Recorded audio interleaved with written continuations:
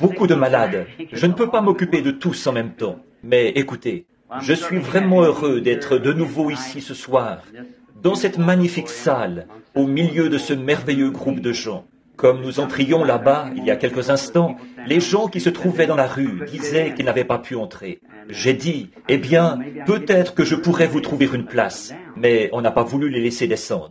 Alors, je suis désolé que nous n'ayons pas assez de place pour eux. On m'a dit que le sous-sol aussi était plein. Alors, nous sommes désolés, mais nous sommes heureux d'être ici et heureux de voir ce bon groupe de ministres, les hommes d'affaires ici. Et vous, toutes les délégations venues de différentes parties du pays. J'ai eu le grand privilège au petit déjeuner ce matin de prêcher. Et c'est vraiment un honneur que j'apprécie au plus haut point que de m'adresser à des gens aussi distingués. Mon sujet, c'était « La balle n'héritera pas avec le blé ». Je n'ai pas réussi à finir, et ce n'était pas la faute du frère. Il a essayé d'obtenir de la direction l'autorisation de rester un peu plus longtemps, mais le gérant a refusé. J'apprécie vraiment ça, frère Demos. C'est très, très gentil. Je tiens à remercier chacun de vous pour votre gentillesse. Mais ils n'ont tout simplement pas voulu nous accorder ça. Alors, nous avons été obligés de clore. J'y reviendrai à un autre moment. Pour terminer ça, la balle n'héritera pas avec le blé. L'avez-vous compris, vous qui étiez présents? J'espère que suffisamment de choses ont été dites pour que ce soit compris. Bon, je sais que ce soir, il y a aussi une table ronde. C'est pourquoi je ne veux pas vous retenir ici trop longtemps et vous faire manquer ça. En effet, je trouve que cela a vraiment été profitable pour les gens de foi pentecôtiste. Cette table ronde que nous avons vue l'autre soir. Quel groupe d'hommes remarquables et quelle réponse formidable, claire. Ça m'a vraiment fait du bien de voir ça. J'ai confiance que le Seigneur bénira cela ce soir et tous ceux qui regarderont puissent-ils croire. C'est bien ma prière sincère. Et ces nombreux témoignages qui sont arrivés aujourd'hui, par courrier et par téléphone, tant de gens qui ont été guéris au cours de ces réunions, ça m'a beaucoup réjoui. Car, en fait, m'occuper des gens malades, c'est en quelque sorte mon ministère. Je monte ici pour prêcher. Vous savez, je ne suis pas un prédicateur. Mais avec ma grammaire du Kentucky, his, ain't et tous ces mots. Alors, je ne peux pas dire que je suis ce qu'on appelle un prédicateur des temps modernes d'aujourd'hui. Je ne pourrais pas prendre cette place-là parce que je n'ai pas fait d'études.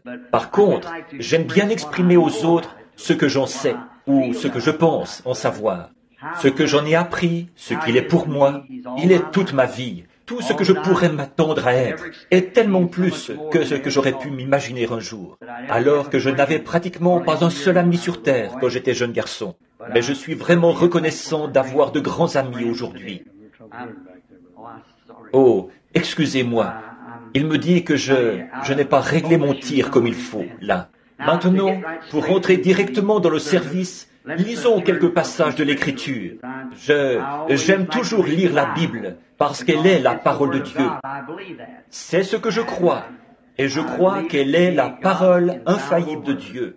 Et maintenant, j'ai quelques passages de l'Écriture que j'ai inscrits ici et quelques notes auxquelles j'aimerais me référer pendant quelques instants.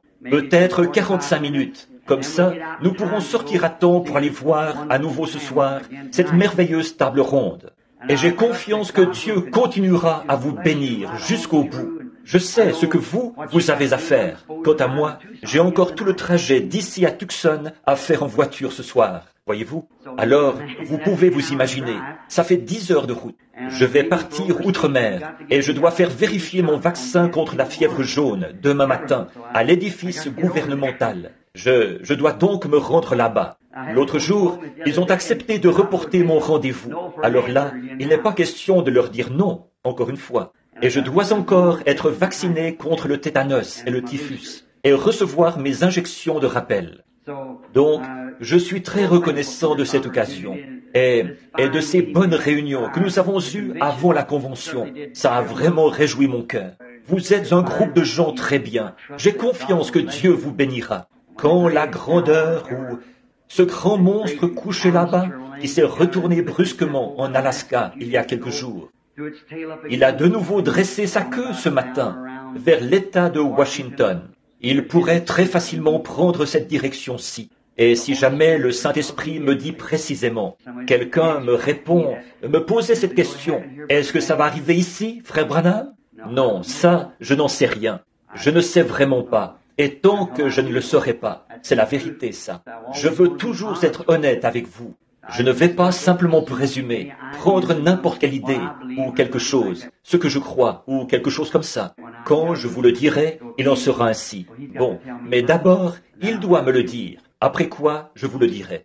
Je sais que le monde entier est en train d'être ébranlé. Nous sommes au temps de la fin. Mais une chose que j'ai essayé d'être, ce matin, frère Shakarian racontait que dans le temps, il passait dans les lignes de prière et qu'il prenait les cartes pour les regarder avant que les gens viennent sur l'estrade, pour voir si ce que je leur disais correspondait à ce qu'ils y avaient écrit. Les gens écrivent toutes sortes de choses sur leurs cartes de prière, vous savez, et il voulait simplement voir si c'était bien ça. Il a dit que sur les centaines qu'il avait vérifiées, il n'y en avait jamais eu une seule de fausse. Il n'y en aura jamais une seule de fausse, voyez-vous, parce que du moment que c'est Dieu. Si une fois j'y introduis quelque chose qui vient de moi, alors là, ce sera faux dès le départ. Une fillette dont le père est assis là en train de m'écouter en ce moment est venue à moi il n'y a pas longtemps. Elle avait eu un songe. Elle a dit, « Frère Branham, que signifie ce songe ?» J'ai dit, « Sœur, je ne sais pas. Il faudra que je voie si le Seigneur veut bien me le dire. » Je m'en suis donc allé et j'ai essayé de demander au Seigneur, mais il ne m'en a rien dit. La fillette est revenue. Elle a dit, « Eh bien, maintenant, qu'en est-il de l'interprétation de mon songe ?» J'ai dit, « Viens ici, ma chérie, assieds-toi. » J'ai dit, ton père et ta mère sont de très bons amis à moi, tu vois. Ils sont à la retraite et ils ont fait tout le trajet depuis le Canada pour venir séjourner ici avec moi. Ils croient à ceci, ce que j'essaye de dire. Et de ma vie, je n'ai jamais dit quoi que ce soit de faux à quiconque volontairement. Si je crois savoir ce que signifie ce songe, mais tant que je ne verrai pas moi-même ce songe et que lui ne me dira pas ce qu'il signifie, je ne peux pas te le dire. Vois-tu, si je me contente de faire des suppositions, peut-être qu'à un moment donné, tu auras besoin de moi, et que ce sera une question de vie ou de mort. Et là, tu ne sauras plus s'il faut me croire ou pas. Si je vous dis quelque chose au nom du Seigneur, ça l'est vraiment. C'est lui qui me l'aura dit. Et jusqu'ici, pendant toutes ces années, dans le monde entier, tout autour du monde, ça n'a jamais été faux, pas une seule fois. Parce que, et vous savez bien qu'un être humain ne peut pas être infaillible à ce point-là. Il faut que ce soit l'Esprit de Dieu qui le fasse. Maintenant, j'ai un message dont je suis responsable. Et parmi les gens, on m'a souvent considéré, eh bien, peut-être par quelqu'un qui n'avait pas pris le temps de s'asseoir et de réfléchir une minute, comme une personne terrible, que je n'aimais pas les gens et que je les piquais toujours au vif. Et ce n'est pas le cas. Ce n'est pas le cas. J'aime les gens. Mais vous savez, l'amour est correctif. Si votre petit garçon était assis dans la rue, là, et que vous lui disiez, « Mon cher petit, je ne veux pas que tu restes là, mais... » Et les voitures passent à toute vitesse à côté de lui, alors vous le faites rentrer, et il ressort en courant. Eh bien, vous devriez le corriger. Si vous l'aimez, vous le ferez. Il le faut. Si vous voyez un homme descendre une rivière dans un petit bateau en direction d'une chute, alors que vous savez que ce bateau va couler dès qu'il arrivera à la chute, est-ce que vous diriez, Jean, peut-être que tu devrais réfléchir un peu, peut-être que tu ne vas pas t'en tirer. Si je sais qu'il ne va pas s'en tirer, je vais le faire sortir de ce bateau-là, peut-être même de force, si je le peux, parce que c'est l'amour qui fait cela. Et maintenant, dans les messages que j'apporte ici, je n'essaie jamais d'y inclure des points de doctrine, ni rien. Ça, je le fais dans ma propre Église. Mais ici, à l'extérieur, au milieu d'hommes et de femmes de différentes dénominations, qui ont différentes idées, j'essaie simplement d'expliquer des choses sous une forme atténuée, mais d'en donner assez pour que, si vous êtes né de l'Esprit de Dieu, je crois que vous comprendrez ce que je veux dire. Parmi des hommes qui sont chrétiens, des méthodistes, des baptistes, des presbytériens, et quoi encore. Maintenant, ce soir, je veux prendre Genèse, chapitre 24. Je veux lire à partir du verset 12 du chapitre 24 de la Genèse. Et il dit, « Éternel Dieu, mon Seigneur Abraham, fais-moi, je te prie, rencontrer aujourd'hui ce que je désire, et use de bonté envers mon Seigneur Abraham. Voici, je me tiens près de la source d'eau. Et les filles des gens de la ville vont sortir pour puiser de l'eau. Que la jeune fille à laquelle je dirai, penche la cruche, je te prie, pour que je boive, et qui répondra, bois, et je donnerai aussi à boire à tes chameaux, soit celle que tu as destinée à ton serviteur Isaac. Et par là, je connaîtrai que tu as usé de bonté avec moi, envers mon Seigneur. Ensuite, dans le livre de l'Apocalypse, celui-là, c'est le premier livre de la Bible, la Genèse. Maintenant, dans le dernier livre de la Bible, je veux lire au chapitre 21 de l'Apocalypse, le verset 9. Nous savons de quoi parle ce passage de la Genèse ici. Vous pourrez lire le chapitre en entier si vous le désirez. C'est Dieu qui envoie Eliezer, ou Abraham qui envoie Eliezer, choisir une épouse pour Isaac. Et la ravissante Rebecca est sortie. Et c'était une réponse parfaite à la prière qu'Eliezer, le serviteur d'Abraham, venait de faire. Maintenant, au verset 9 du chapitre 21 de l'Apocalypse. Puis, un des 7 anges qui tenait les 7 coupes remplies des 7 derniers fléaux vint, et il m'adressa la parole en disant, viens, et je te montrerai l'épouse, la femme de l'agneau. Maintenant, je veux prendre comme sujet ce soir, en rapport avec ça, le choix d'une épouse.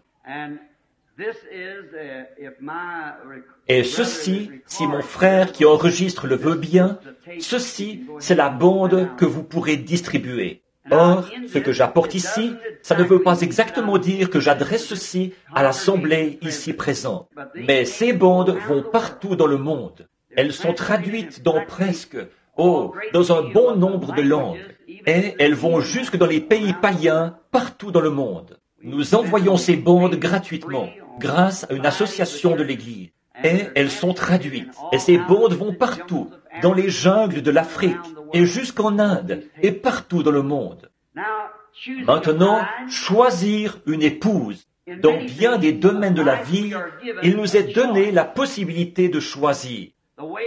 Le mode de vie lui-même est un choix. Nous avons le droit de suivre notre propre voie, de choisir notre propre manière de vivre. L'instruction est un choix. Nous pouvons choisir soit de faire des études, soit de ne pas faire d'études. Nous avons le choix. Le bien et le mal, c'est un choix.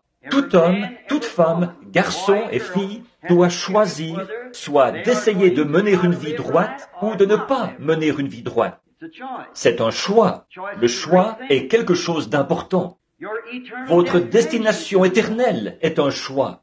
Et peut-être que ce soir, certains d'entre vous vont faire ce choix du lieu où ils passeront l'éternité, avant la fin du service de ce soir.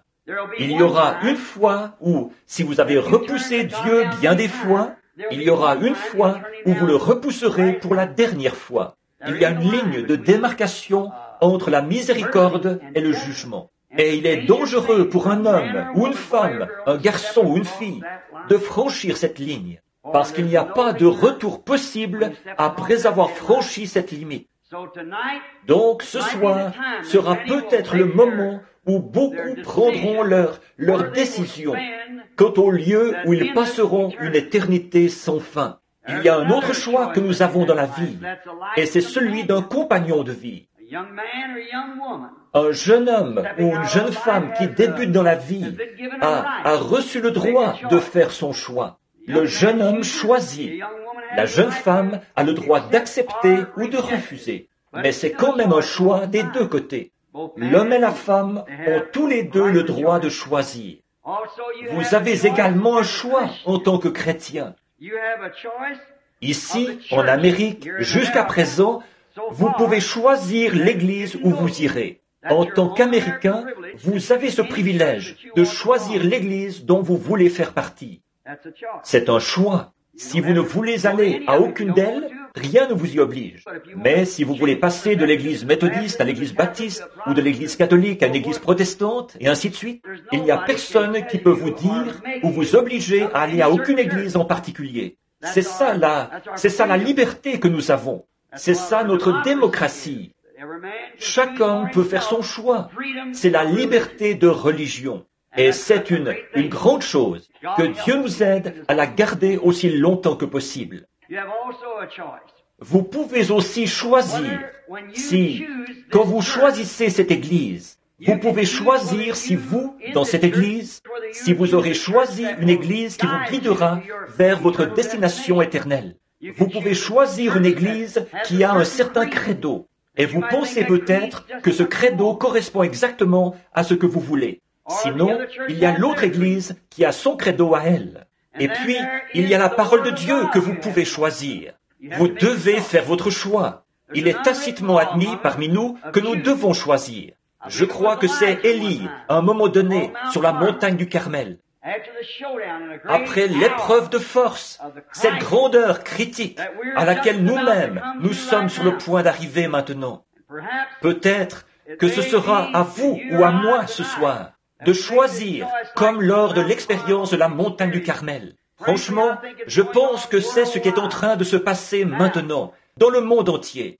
Quoi qu'il en soit, il viendra un temps bientôt où vous devrez faire un choix.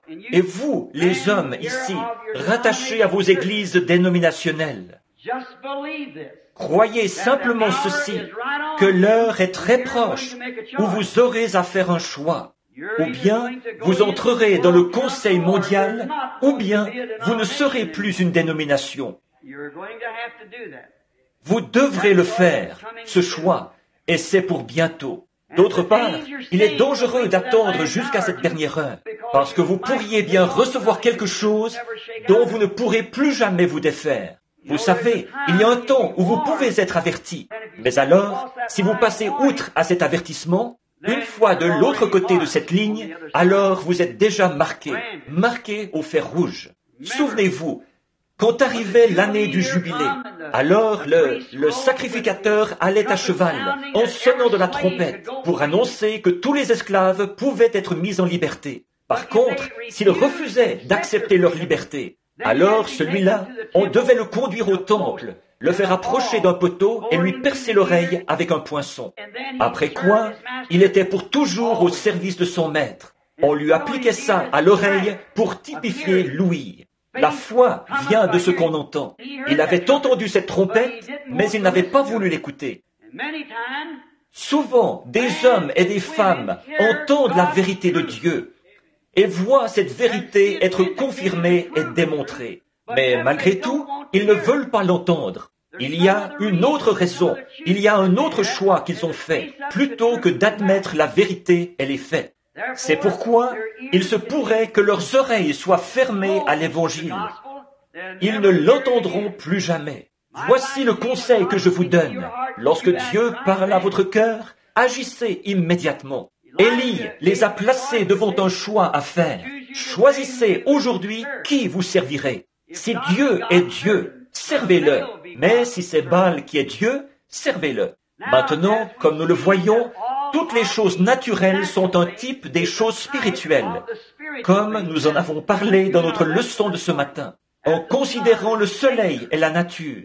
C'est ce qui a été ma première Bible. Avant même d'avoir lu une seule page de la Bible, je connaissais Dieu. En effet, la Bible est écrite partout dans la nature, et celle-ci correspond tout à fait à la parole de Dieu. La mort, l'ensevelissement, la résurrection de la nature, le soleil qui se lève, qui traverse, qui se couche, qui meurt, qui se lève à nouveau. Il y a tant de choses dont nous pourrions montrer le type, Dieu dans la nature, mais nous devrons les laisser de côté à cause de ce message. Maintenant, si les choses spirituelles ou les choses naturelles sont un type des choses spirituelles, donc le choix d'une épouse sur le plan naturel est un type du choix d'une épouse, de l'épouse, sur le plan spirituel. Or, c'est une affaire sérieuse, ça, quand on s'apprête à choisir sa femme. Pour un homme, car ces vœux-là, c'est jusqu'à ce que la mort nous sépare. Nous devons nous y tenir, telle qu'elle. Et c'est devant Dieu que vous faites ce vœu, que seule la mort vous séparera. Je pense que nous devrions, un homme saint d'esprit qui fait des projets d'avenir, il devrait faire très attention en choisissant sa femme. Faites attention à ce que vous faites. Et une femme, en choisissant son mari, ou en acceptant le choix qu'a fait son mari, elle devrait faire très attention à ce qu'elle fait. Et particulièrement de nos jours, un homme devrait réfléchir et prier avant de choisir sa femme. À mon avis, aujourd'hui, la raison pour laquelle nous avons maintenant autant de cas de divorce, au point que c'est nous, l'Amérique, qui sommes au premier rang mondial pour les cas de divorce. Nous sommes au premier rang mondial. Il y a plus de divorces ici, dans ce pays, que nulle part ailleurs, alors que nous sommes censés être et qu'on nous considère comme un pays chrétien. Quel opprobre! Nos tribunaux de divorce. À mon avis, la raison n'est que les hommes se sont éloignés de Dieu et que les femmes se sont éloignées de Dieu. Nous voyons que si l'homme priait et que la femme priait à ce sujet, il ne s'agit pas juste de remarquer de beaux yeux ou de belles épaules solides, ce genre de choses, ou de quelque autre affection mondaine. Mais s'il regardait d'abord à Dieu et disait « Oh Dieu, est-ce ton plan ?» Je trouve qu'aujourd'hui, il y a tellement de tricheries, comme à l'école par exemple. Quand les enfants passent à la maison le matin, beaucoup d'enfants du voisinage qui sont mes amis passent à la maison et ils disent « Frère Branham, voudriez-vous prier pour nous? Nous avons un contrôle aujourd'hui. J'ai pioché toute la nuit, mais il me semble que je n'arrive pas à être au point. Priez pour moi. Je pense que n'importe quel écolier, et vous, les parents, quand vous êtes à table le matin, vous pourriez le faire. Dire, maman, Jean a un contrôle aujourd'hui. Prions maintenant pour lui. Je pense que ce serait mieux que tout ce que vous pourriez faire d'autre, ou que de regarder sur la feuille de quelqu'un d'autre et de tricher. Je pense que vous devriez en parler et prier à ce sujet. Et si nous examinions ce que nous sommes en train de faire quand nous projetons de nous marier, quand nous choisissons notre femme, notre mari, si nous examinions la chose à fond, un homme devrait prier avec ferveur parce qu'il pourrait ruiner toute sa vie. Souvenez-vous que ce vœu, c'est jusqu'à ce que la mort nous sépare. Alors, il pourrait ruiner sa vie en faisant le mauvais choix. Or, s'il le sait qu'il fait le mauvais choix et qu'il épouse une femme qui n'est pas digne d'être son épouse, mais qu'il le fait quand même, alors c'est sa faute. Si vous, en tant que femme, vous prenez pour époux un homme en sachant qu'il n'est pas digne d'être votre mari, alors c'est votre faute à vous, puisque vous saviez ce qui est bien et ce qui est mal. Donc, vous ne devriez pas le faire avant d'avoir prié à fond jusqu'à exaucement. La même chose s'applique au choix d'une église.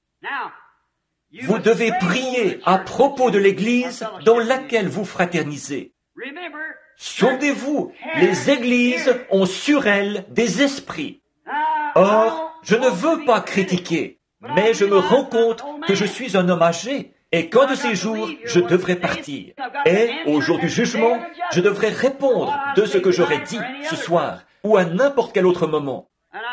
Et c'est pourquoi je dois être tout à fait sérieux et vraiment convaincu.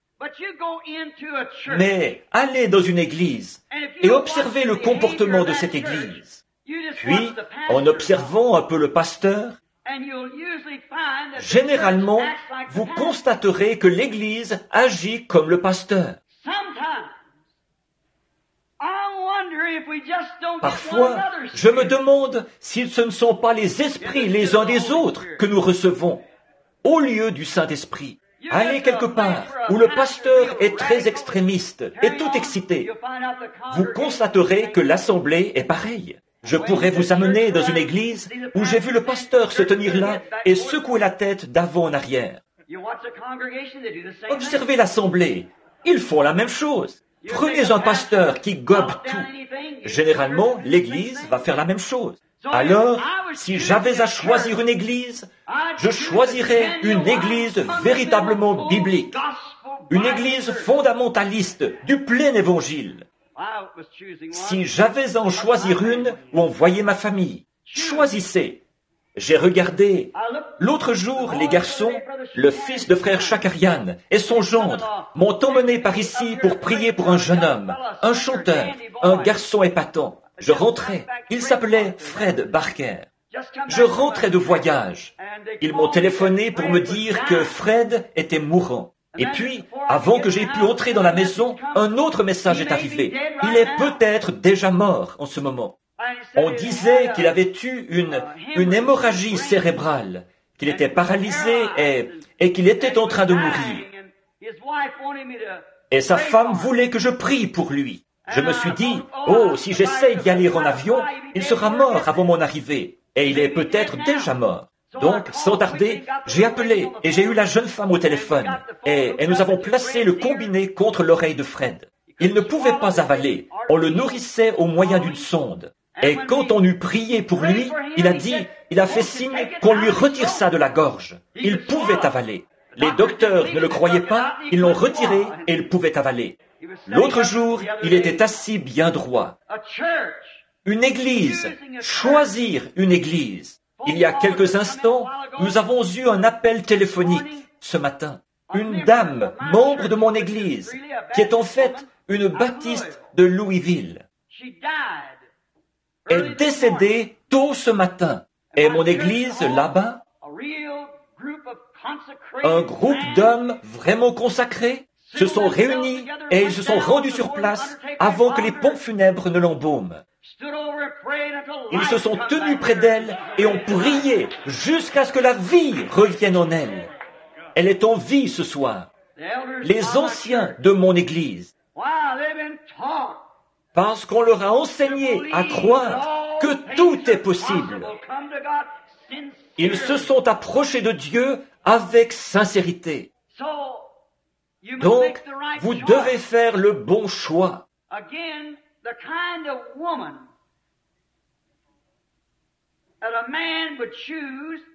Le genre de femme qu'un homme choisira. De plus, ça reflètera son ambition et son caractère. Si un homme choisit la femme qu'il ne faut pas, ça reflète son caractère. Et ce à quoi il se lie montre ce qu'il y a véritablement en lui. Une femme reflète ce qu'il y a dans l'homme qu'il a choisi pour épouse. Cela montre ce qu'il y a au fond de lui. Peu importe ce qu'il déclare, observez quel genre de personne il a épousé. Je vais dans le bureau d'un homme qui se dit chrétien. Il y a des pin-ups sur tous les murs et de la musique de boogie-woogie. Peu m'importe ce qu'il dit. Je ne crois pas son témoignage.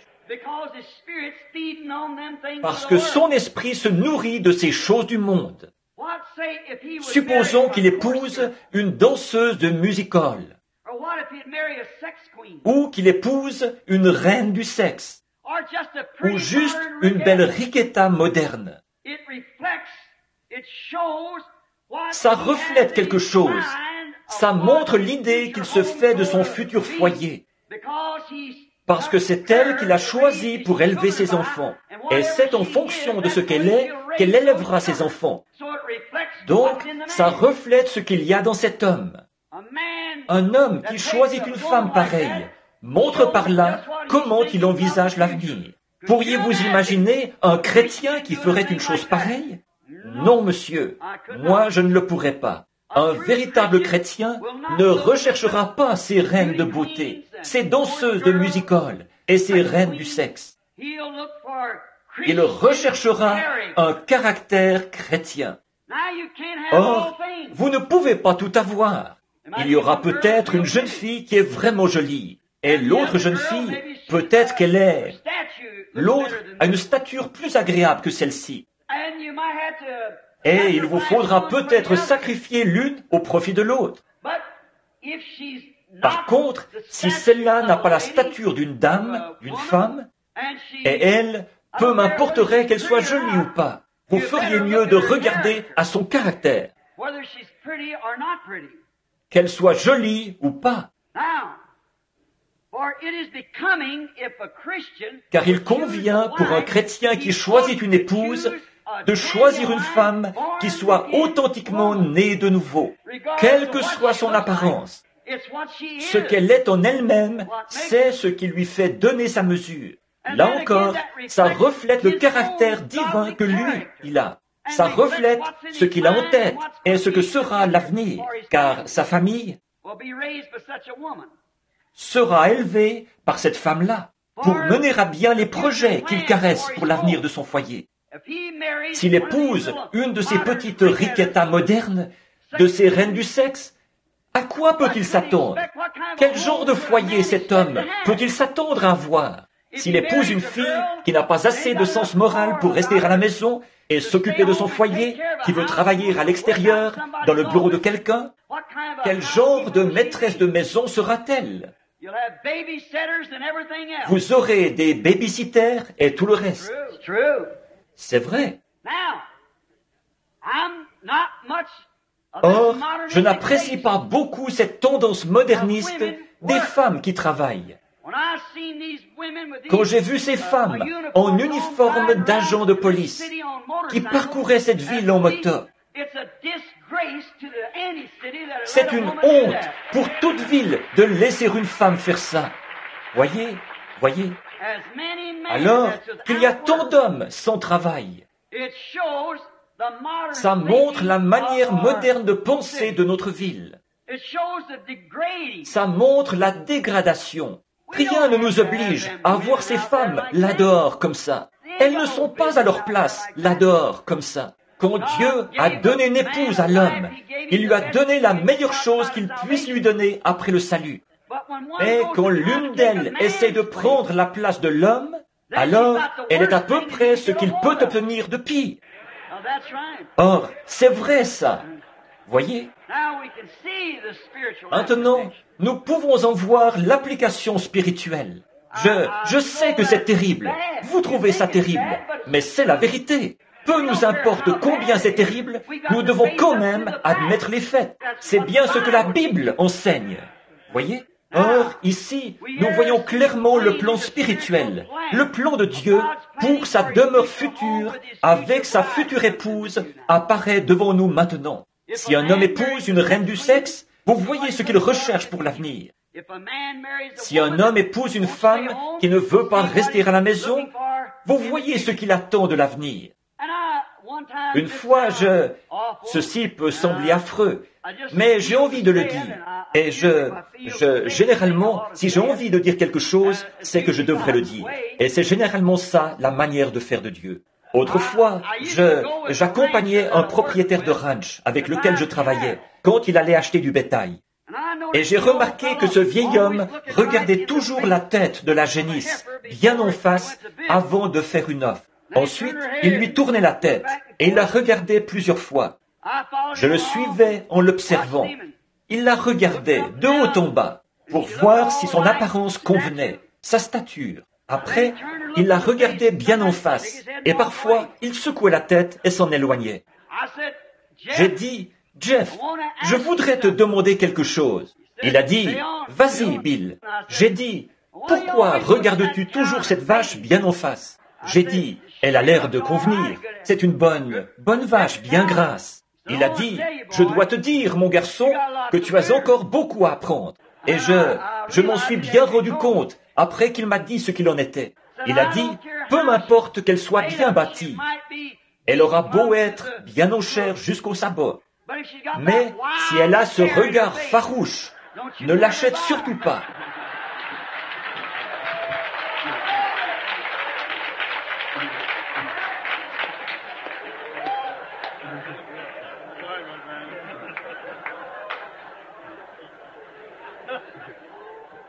J'ai dit, pourquoi donc, Jeff? Eh bien, il a dit, premièrement, elle ne restera jamais en place. Et il a dit ensuite, elle ne sera jamais une maman pour son veau. Et il a dit, là, ils l'ont mise dans un enclos. C'est pour ça qu'elle est grasse. Mais là, en liberté, avec ce regard farouche, elle va courir jusqu'à en mourir. J'ai dit, tu sais, je pense que je viens d'apprendre quelque chose. Je crois que ça s'applique aussi aux femmes. C'est vrai, c'est vrai. Ce regard farouche, hagard, de Riquetta, tu ferais mieux de ne pas t'approcher d'elle, mon garçon. Tout ce truc bleu qu'elle a au-dessus des yeux, et je ne voudrais pas de ça. Je ne pense pas que ce soit convenable pour une chrétienne. Peu m'importe que la télévision et les journaux proclament haut et fort que c'est beau. C'est le spectacle le plus hideux, le plus affreux que j'ai jamais vu de ma vie. La première fois que j'ai vu ça, c'était ici, à la cafétéria Clifton. Un matin, au petit déjeuner, j'ai vu quelques-unes de ces jeunes filles qui s'approchaient. Frère Argenbright venait d'arriver, et moi aussi. Il était descendu à l'étage inférieur. J'ai vu une jeune fille qui entrait. Je me suis dit, eh bien, je ne sais pas. Je n'avais encore jamais vu ça. C'était un genre de... Oh, on aurait dit qu'elle était en décomposition. Vous savez, elle était vraiment bizarre à voir. Je ne dis pas ça pour être drôle. Je le dis, vous savez, j'ai vu la lèpre. Je suis un missionnaire. J'ai vu toutes sortes de difformités, vous savez, occasionnées par des maladies. J'allais m'approcher de cette jeune femme pour lui dire, je suis un ministre. Je prie pour les malades. Est-ce que vous aimeriez que je prie pour vous? Je n'avais jamais rien vu de pareil. Et là, en voici 2 ou 3 autres qui entrent. J'ai alors reculé et j'ai attendu. Frère Argenbright est venu, alors je lui ai dit, « Frère Argenbright, il se peut qu'il soit ici. » J'ai dit, « Qu'est-ce qu'elle a, cette femme ?» Voyez? Il a dit, « Ça, c'est du phare. » J'ai dit, « Eh bien ça, alors ?» Voyez, je m'étais dit qu'on devrait la garder dans une maison de pestiférés, quelque part, vous savez, pour éviter que ça se transmette partout sur d'autres femmes. Mais, vous savez, vous devez projeter, regarder, prier, quand vous avez à choisir. Car nous voyons par ceci la parole de la promesse. Elle, l'épouse qu'un homme choisira, va refléter son caractère à lui. Cela reflète ce qu'il y a en lui. Or, pourriez-vous imaginer qu'un homme rempli du Saint-Esprit prenne pour femme quelque chose comme ça? Je ne vois vraiment pas comment, frère. Bon, peut-être que je ne suis qu'un vieux grincheux, mais vous savez, je ne conçois vraiment pas ça, voyez-vous. Remarquez, car ça va refléter ce qu'il y a en lui. C'est elle qui va l'aider à fonder son foyer futur. Bon, alors revenons maintenant un instant au côté spirituel. Quand vous voyez une église qui est dans le monde, qui agit comme le monde, qui se plaît dans le monde, qui participe au monde, pour qui les commandements de Dieu comptent autant que s'il ne les avait jamais écrits, alors vous vous doutez bien que Christ ne va pas prendre ça pour épouse. Pouvez-vous vous imaginer prendre pour épouse l'Église moderne d'aujourd'hui? Pas mon Seigneur. Je vois mal ça. Non. Souvenez-vous-en, un homme et sa femme sont un. Est-ce que vous vous uniriez à une personne comme celle-là? Si vous le faisiez, ça porterait vraiment un coup à la foi que j'avais en vous. Et Dieu, alors, pensez-vous qu'il s'unirait à quelque chose comme ça? À une vraie prostituée dénominationnelle? Pensez-vous qu'il le ferait, ayant l'apparence de la piété, mais reniant ceux qui ont fait la force? Jamais il ne le ferait. Elle doit avoir en elle son caractère à lui. La vraie, la véritable Église, née de nouveau, doit avoir le caractère qui était en Christ. Parce que le mari et la femme sont un. Si Jésus faisait uniquement ce qui était agréable à Dieu, qu'il gardait sa parole et manifestait sa parole, son épouse devra être du même caractère que lui. Elle ne pourrait absolument pas être une dénomination, parce que dans ce cas-là, peu importe combien on voudrait dire non, elle est dominée par un conseil quelque part qui lui dit ce qu'elle doit faire et ce qu'elle ne peut pas faire. Et bien souvent, c'est à 1 million de milles de la vraie parole. Quel dommage que nous nous soyons éloignés du vrai conducteur que Dieu nous a laissé pour conduire l'Église. Il n'a jamais envoyé de surveillants généraux. Il n'a jamais envoyé d'évêques, de cardinaux, de prêtres, de papes. Il a envoyé le Saint-Esprit pour l'Église, pour conduire l'Église. Quand lui, le Saint-Esprit sera venu, il vous conduira dans toute la vérité. Il vous révélera ces choses que je vous ai dites, vous les rappellera, et il vous annoncera les choses à venir. C'est ce que devait faire le Saint-Esprit. Or, l'Église moderne est cela. Elle n'aime pas cela.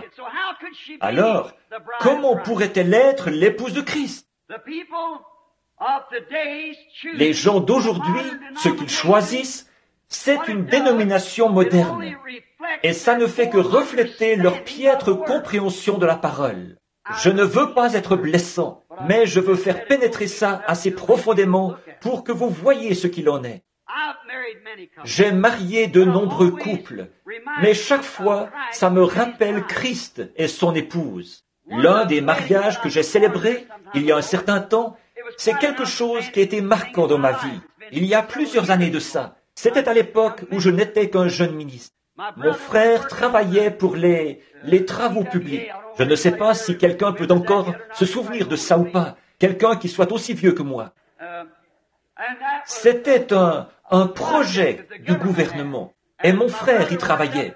C'était à une 30aine de milles. Il creusait des lacs dans le cadre d'un projet de protection de l'environnement.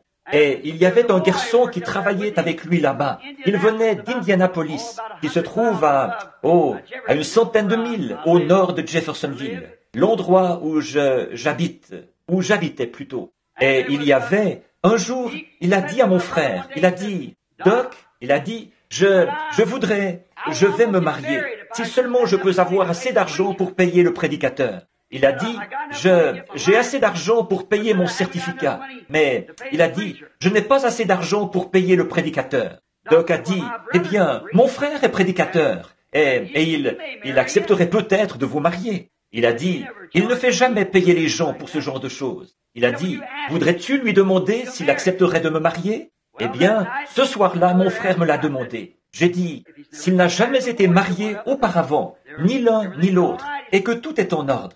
Il a dit, bon, d'accord, je vais lui demander. J'ai ajouté, si ça va, dis-lui qu'il peut venir. Donc, le samedi suivant, ce garçon est venu. C'est toujours merveilleux pour moi de repenser à ceci. Par un après-midi pluvieux, une vieille Chevrolet, dont les phares tenaient avec du fil de fer, s'est arrêtée devant la maison. C'était peu de temps après que j'avais perdu ma femme. Je vivais en célibataire dans 2 petites pièces. Et Doc était là avec moi en train de les attendre. Alors un garçon est sorti de la voiture et, à mon avis, il n'avait vraiment pas l'air d'un futur marié. Et je pense que n'importe qui aurait été du même avis que moi. Oui, j'aurais pu acheter une assez bonne paire de chaussures pour $1,50. La paire qu'il portait était bien usée. Et il flottait dans son pantalon. Et il portait une espèce de vieille veste en velours de coton.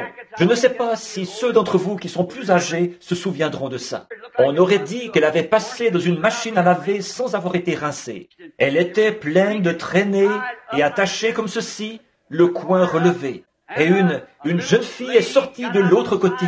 Elle portait un genre de petite robe à carreaux. Je ne sais pas. Une fois, je me suis trompé en mentionnant le nom de ce tissu-là. Vichy. Je crois que c'est comme ça que ça s'appelle. Alors, je l'ai encore dit de travers. Je fais toujours ça. Et j'ai dit, elle est sortie de la voiture. Et ils ont monté les marches. Et quand ils sont entrés, la pauvre petite, je pense que c'est à peu près tout ce qu'elle portait, une jupe. Elle n'avait, pour ainsi dire, pas de souliers. Elle était descendue d'Indianapolis en autostop. Ses cheveux lui descendaient dans le dos. Elle avait des genres de longues tresses qui lui descendaient dans le dos. Elle me semblait très jeune. Je lui ai dit, « Êtes-vous en âge de vous marier ?» Elle a dit, « Oui, monsieur. » Et elle a dit, « J'ai l'autorisation écrite de mon père et de ma mère. » Elle a dit, « Il a fallu que je la montre ici, au palais de justice, pour recevoir mon certificat. » J'ai dit, très bien. J'ai dit, j'aimerais vous parler un petit peu avant de célébrer ce mariage. Ils se sont assis, le garçon parcourait la pièce des yeux. Il avait vraiment besoin d'une coupe de cheveux. Il parcourait la pièce des yeux. Il ne m'écoutait pas. J'ai dit, mon garçon, je veux que vous écoutiez ce que je dis. Il a dit, oui, monsieur. Et j'ai dit, est-ce que vous aimez cette jeune fille? Il a dit, oui, monsieur, je l'aime. J'ai dit, et vous, est-ce que vous l'aimez? Oui, monsieur, je l'aime. J'ai dit, maintenant, est-ce que vous avez un endroit où l'emmener une fois que vous serez mariés? Il a dit, oui, monsieur. J'ai dit, très bien, maintenant, j'ai dit, je veux vous demander quelque chose. Si j'ai bien compris, vous travaillez ici au projet des travaux publics. Il a dit, oui, monsieur, ça donnait environ 12 $ par semaine. J'ai dit, est-ce que vous pensez arriver à pourvoir à ses besoins? Il a dit, je ferai tout ce que je peux. J'ai dit, bon, c'est très bien.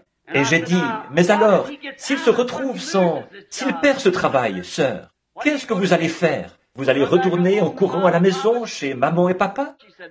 Elle a dit, non, monsieur, je vais rester avec lui. Et j'ai dit, et vous, monsieur, si vous avez 3 ou 4 enfants et rien pour les nourrir, et que vous n'avez pas de travail, qu'est-ce que vous allez faire? La renvoyer? Il a dit, non, monsieur, je vais continuer à lutter. On va se débrouiller. Je me suis senti tout petit.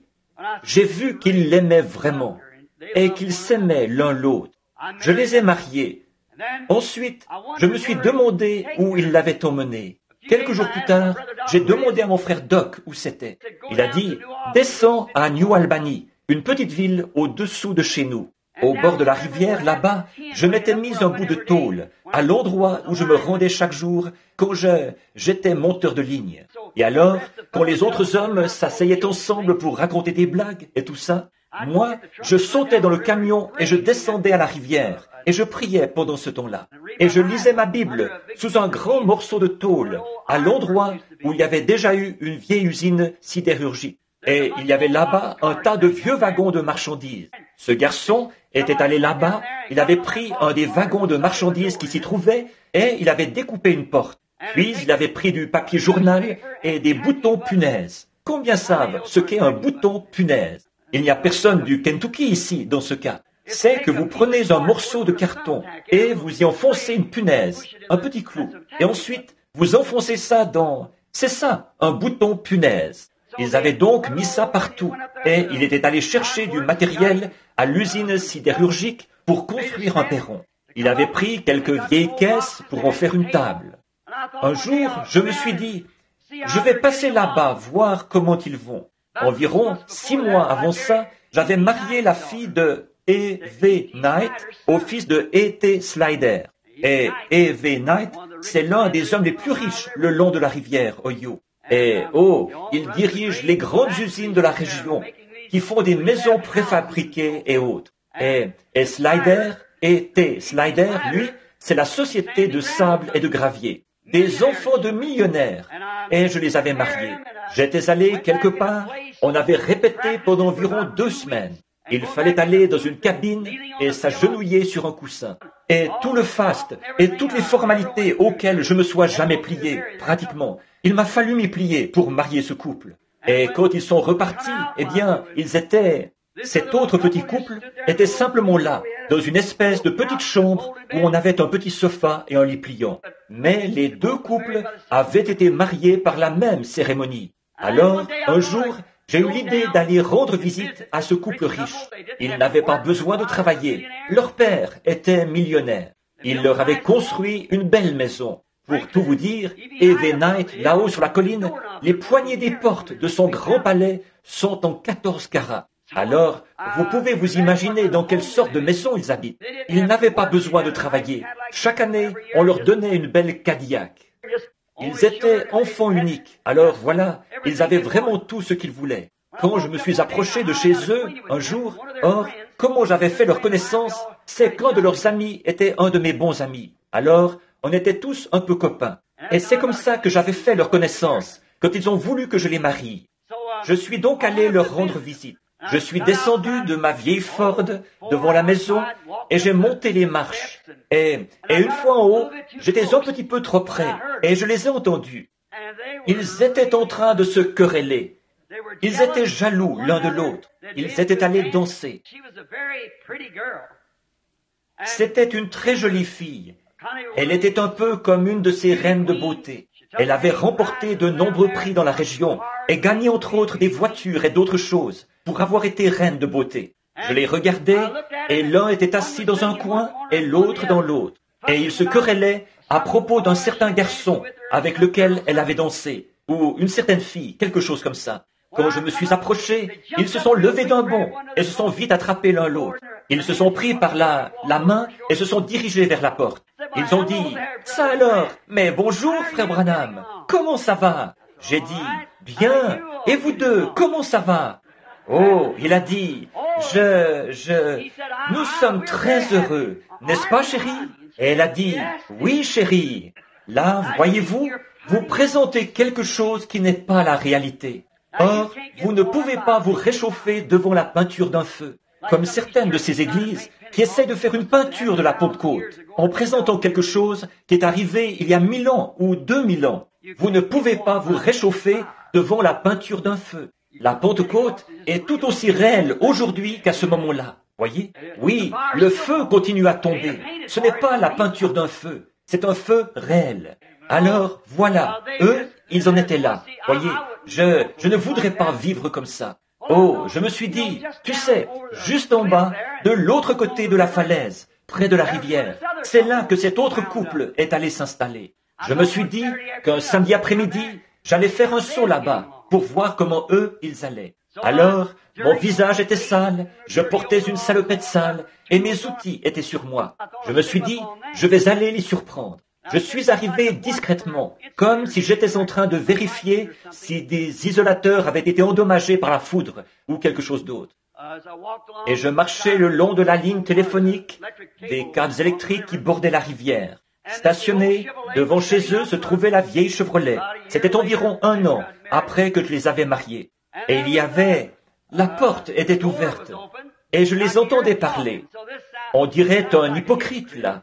Mais je me suis approché assez pour pouvoir écouter, voir ce qu'ils disaient. Je suis resté là. Je voulais vraiment savoir ce qu'il en était. J'aime me renseigner pour être bien sûr de savoir ce que je dis. C'est ce que je fais quant à la parole de Dieu. Est-elle la vérité ou n'est-elle pas la vérité? Tiendra-t-il sa parole ou ne tiendra-t-il pas sa parole? S'il ne tient pas sa parole, alors il n'est pas Dieu, voyez? S'il tient effectivement sa parole, il est Dieu, voyez? Donc, je voulais voir comment eux, ils allaient. Je me suis glissé tout doucement le long du mur. Je l'ai entendu dire, « Oh, chérie, j'aurais tant voulu t'acheter ça. » Elle a dit, « Allons, mon chéri. » Elle a dit, « Cette robe-ci est très bien. » Elle a dit, « Voyons, elle me convient tout à fait. » Elle a dit, « C'est très gentil de ta part. Mais tu vois, je me suis glissé plus près pour pouvoir regarder par la fente, car la porte du wagon de marchandises était ouverte. Il était assis là, et elle était assise sur ses genoux.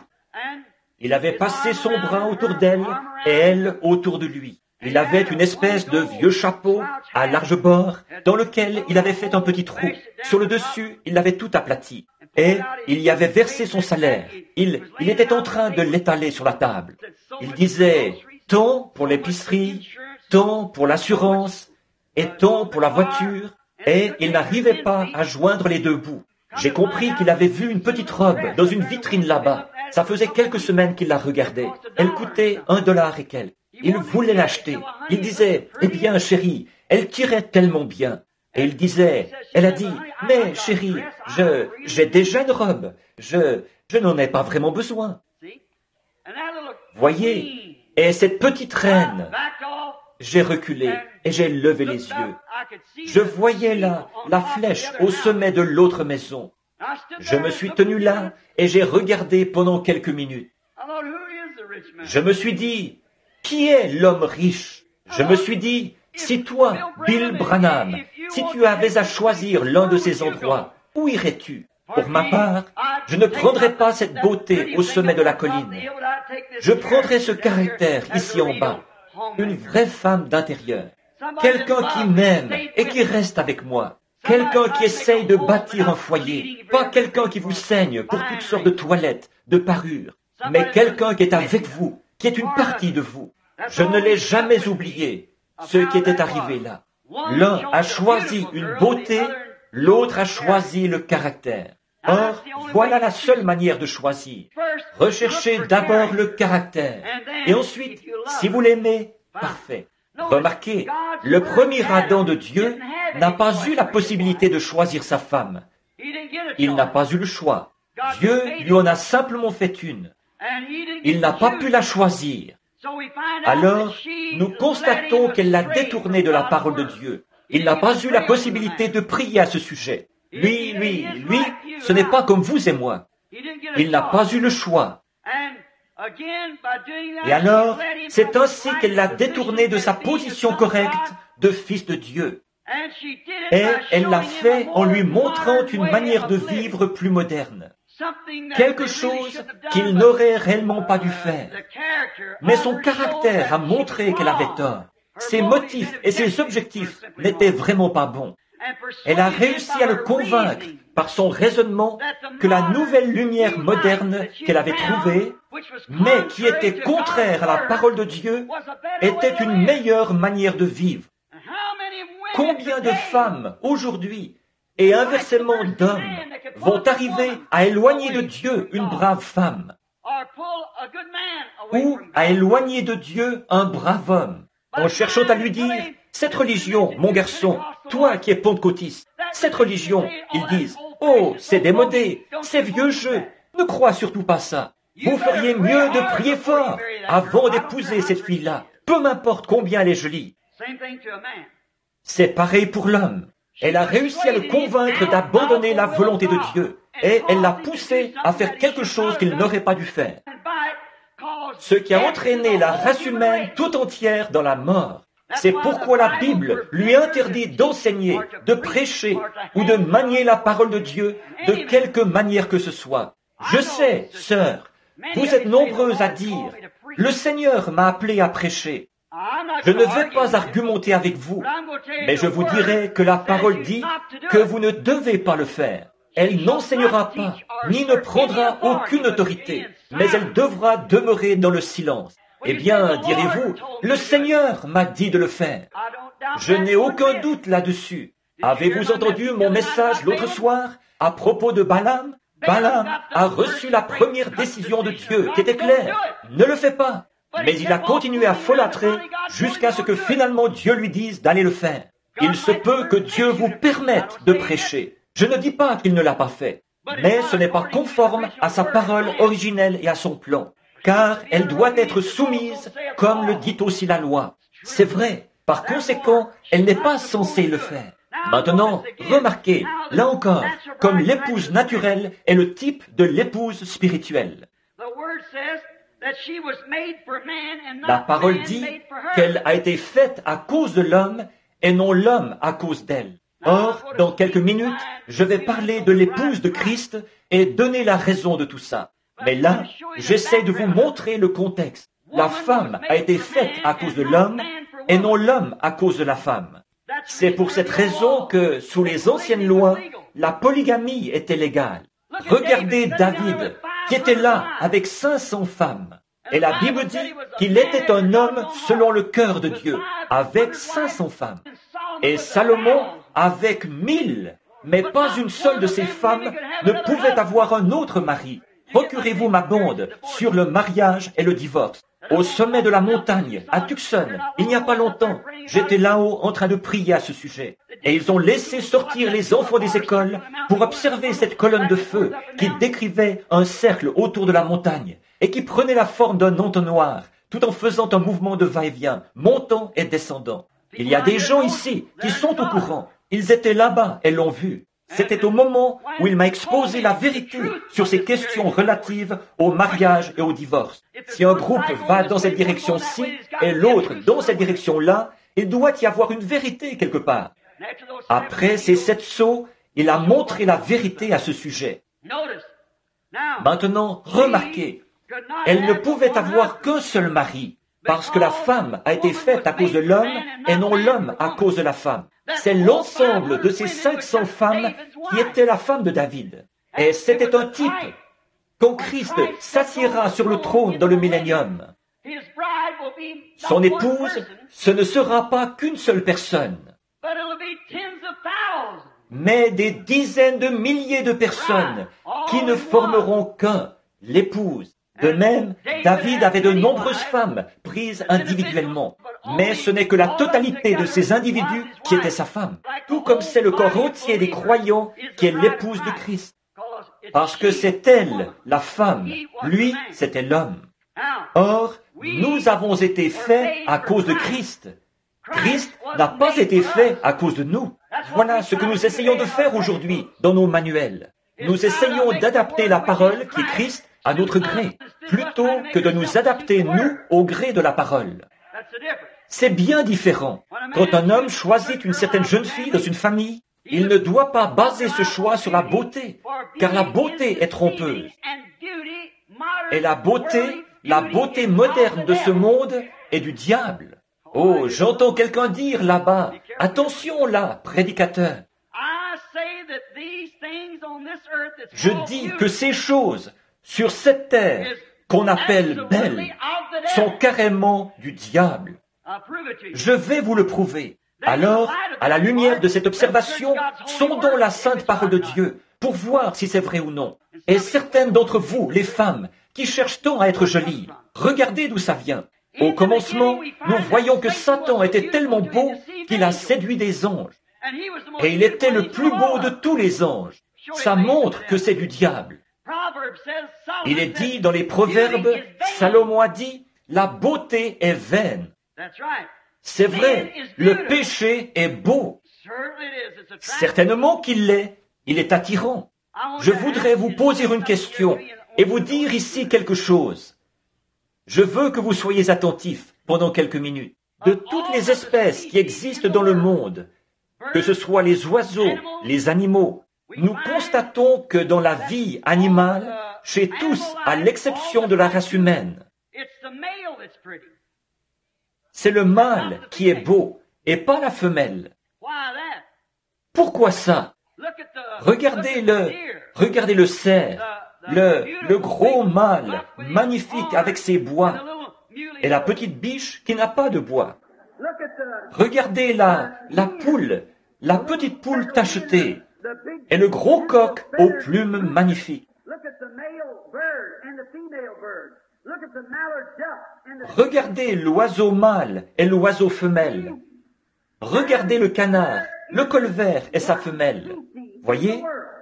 Et il n'y a pas une seule espèce au monde qui soit conçue, qui puisse tromper autant et s'avilir autant que la femme. Maintenant, sœurs, ne vous levez pas pour sortir. Attendez un peu, jusqu'à ce que nous ayons entendu la fin de ceci. Voyez?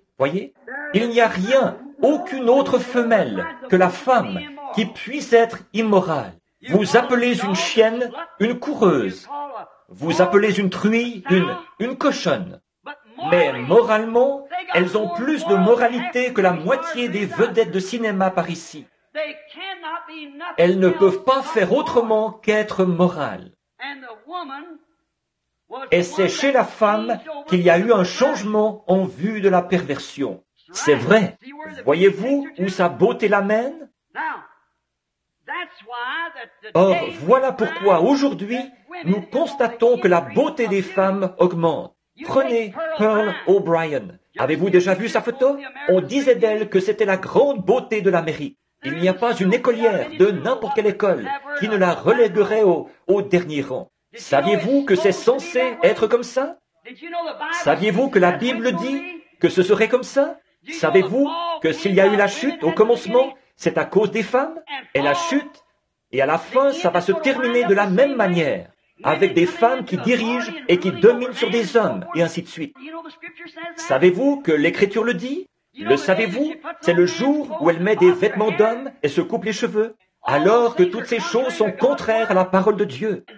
Et savez-vous qu'elle représente l'Église? En observant ce que font les femmes, vous verrez ce que fait l'Église. C'est tout à fait exact. Or ça, c'est tout aussi vrai que la parole de Dieu est vraie. Aucune autre femelle n'est conçue pour pouvoir s'avilir autant que la femme peut le faire. Et pourtant, à cause de ça, de ce qu'elle a été faite comme Elle ne faisait pas partie de la création originelle. Toutes les autres femelles faisaient partie de la création originelle. Chez les oiseaux, il y avait mâle et femelle. Chez les animaux, il y avait mâle et femelle. Mais chez les humains, Dieu a seulement fait un homme. Et il a retiré quelque chose de lui. La femme est le produit dérivé de l'homme. Parce que Dieu n'a pas institué une telle chose. Sondez l'Écriture. C'est tout à fait vrai. Dieu, non monsieur, pas dans sa création originelle. Elle a été placée là. Mais si elle arrive à bien se tenir, combien plus grande sera sa récompense que celle de l'homme? Elle est mise à l'épreuve ici. C'est par elle qu'est venue la mort. Elle est coupable de chaque mort. Mais ensuite, Dieu a renversé la situation en utilisant une femme pour ramener la vie à nouveau. Il a fait venir son fils par l'entremise de la femme, d'une femme obéissante. Mais une femme mauvaise, c'est ce qu'il y a de pire. Il n'y a rien qui puisse être aussi bas. Caïn, le fils de Satan, a pensé que Dieu acceptait la beauté. Il le pense encore aujourd'hui. Caïn était le fils de Satan. Oh, attendez, direz-vous, nous n'entrerons pas dans les détails à ce sujet. Mais je vais simplement régler la question pour vous. La Bible dit qu'il était du malin. Alors, c'est réglé. Très bien. Donc, il était le fils de Satan. Et il a pensé que bâtir un autel et le décorer joliment pour l'adoration, c'est ce que Dieu respecterait. Ils pensent encore la même chose aujourd'hui. Certainement, ceci, nous construirons un grand bâtiment. Nous aurons de grandes dénominations. Nous aurons le plus grand bâtiment et les gens les mieux habillés, les ecclésiastiques les plus cultivés. Parfois, Dieu est à 10 millions de milles de ça. C'est vrai. Pourtant, c'est une église. Donc, si Dieu ne respecte que l'adoration, la sincérité, le sacrifice, Caïn était tout aussi juste qu'Abel. Mais c'est par révélation que celui-ci a compris que ce n'était pas des pommes que ses parents avaient mangées. Je vais dire quelque chose ici qui ne sonne pas bien de la part d'un ministre, mais je vais le dire quand même. J'en entends d'autres qui racontent des choses, alors qui racontent de petites histoires drôles. Ce n'est pas mon intention, mais j'ai dit ceci. Si le fait de manger des pommes a fait prendre conscience aux femmes qu'elles étaient nues, on ferait mieux de passer les pommes de nouveau.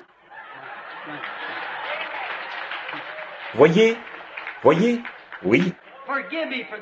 Pardonnez-moi pour ça, mais c'était juste pour faire diversion. Je vous ai mis sous tension ici en parlant des femmes et tout. Je veux vous décontracter une minute en prévision de ce qui va venir ensuite. Bon, vous remarquerez, il ne s'agissait pas de pommes. Ça, nous le savons.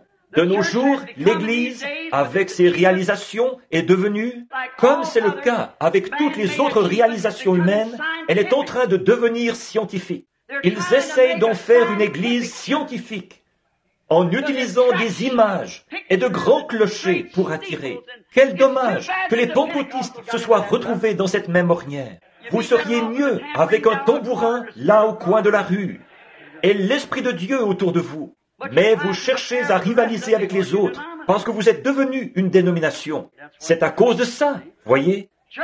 Les églises essayent d'être scientifiques. Souvenez-vous, l'homme, par les réalisations qu'il atteint en faisant avancer la science, il se tue lui-même chaque jour.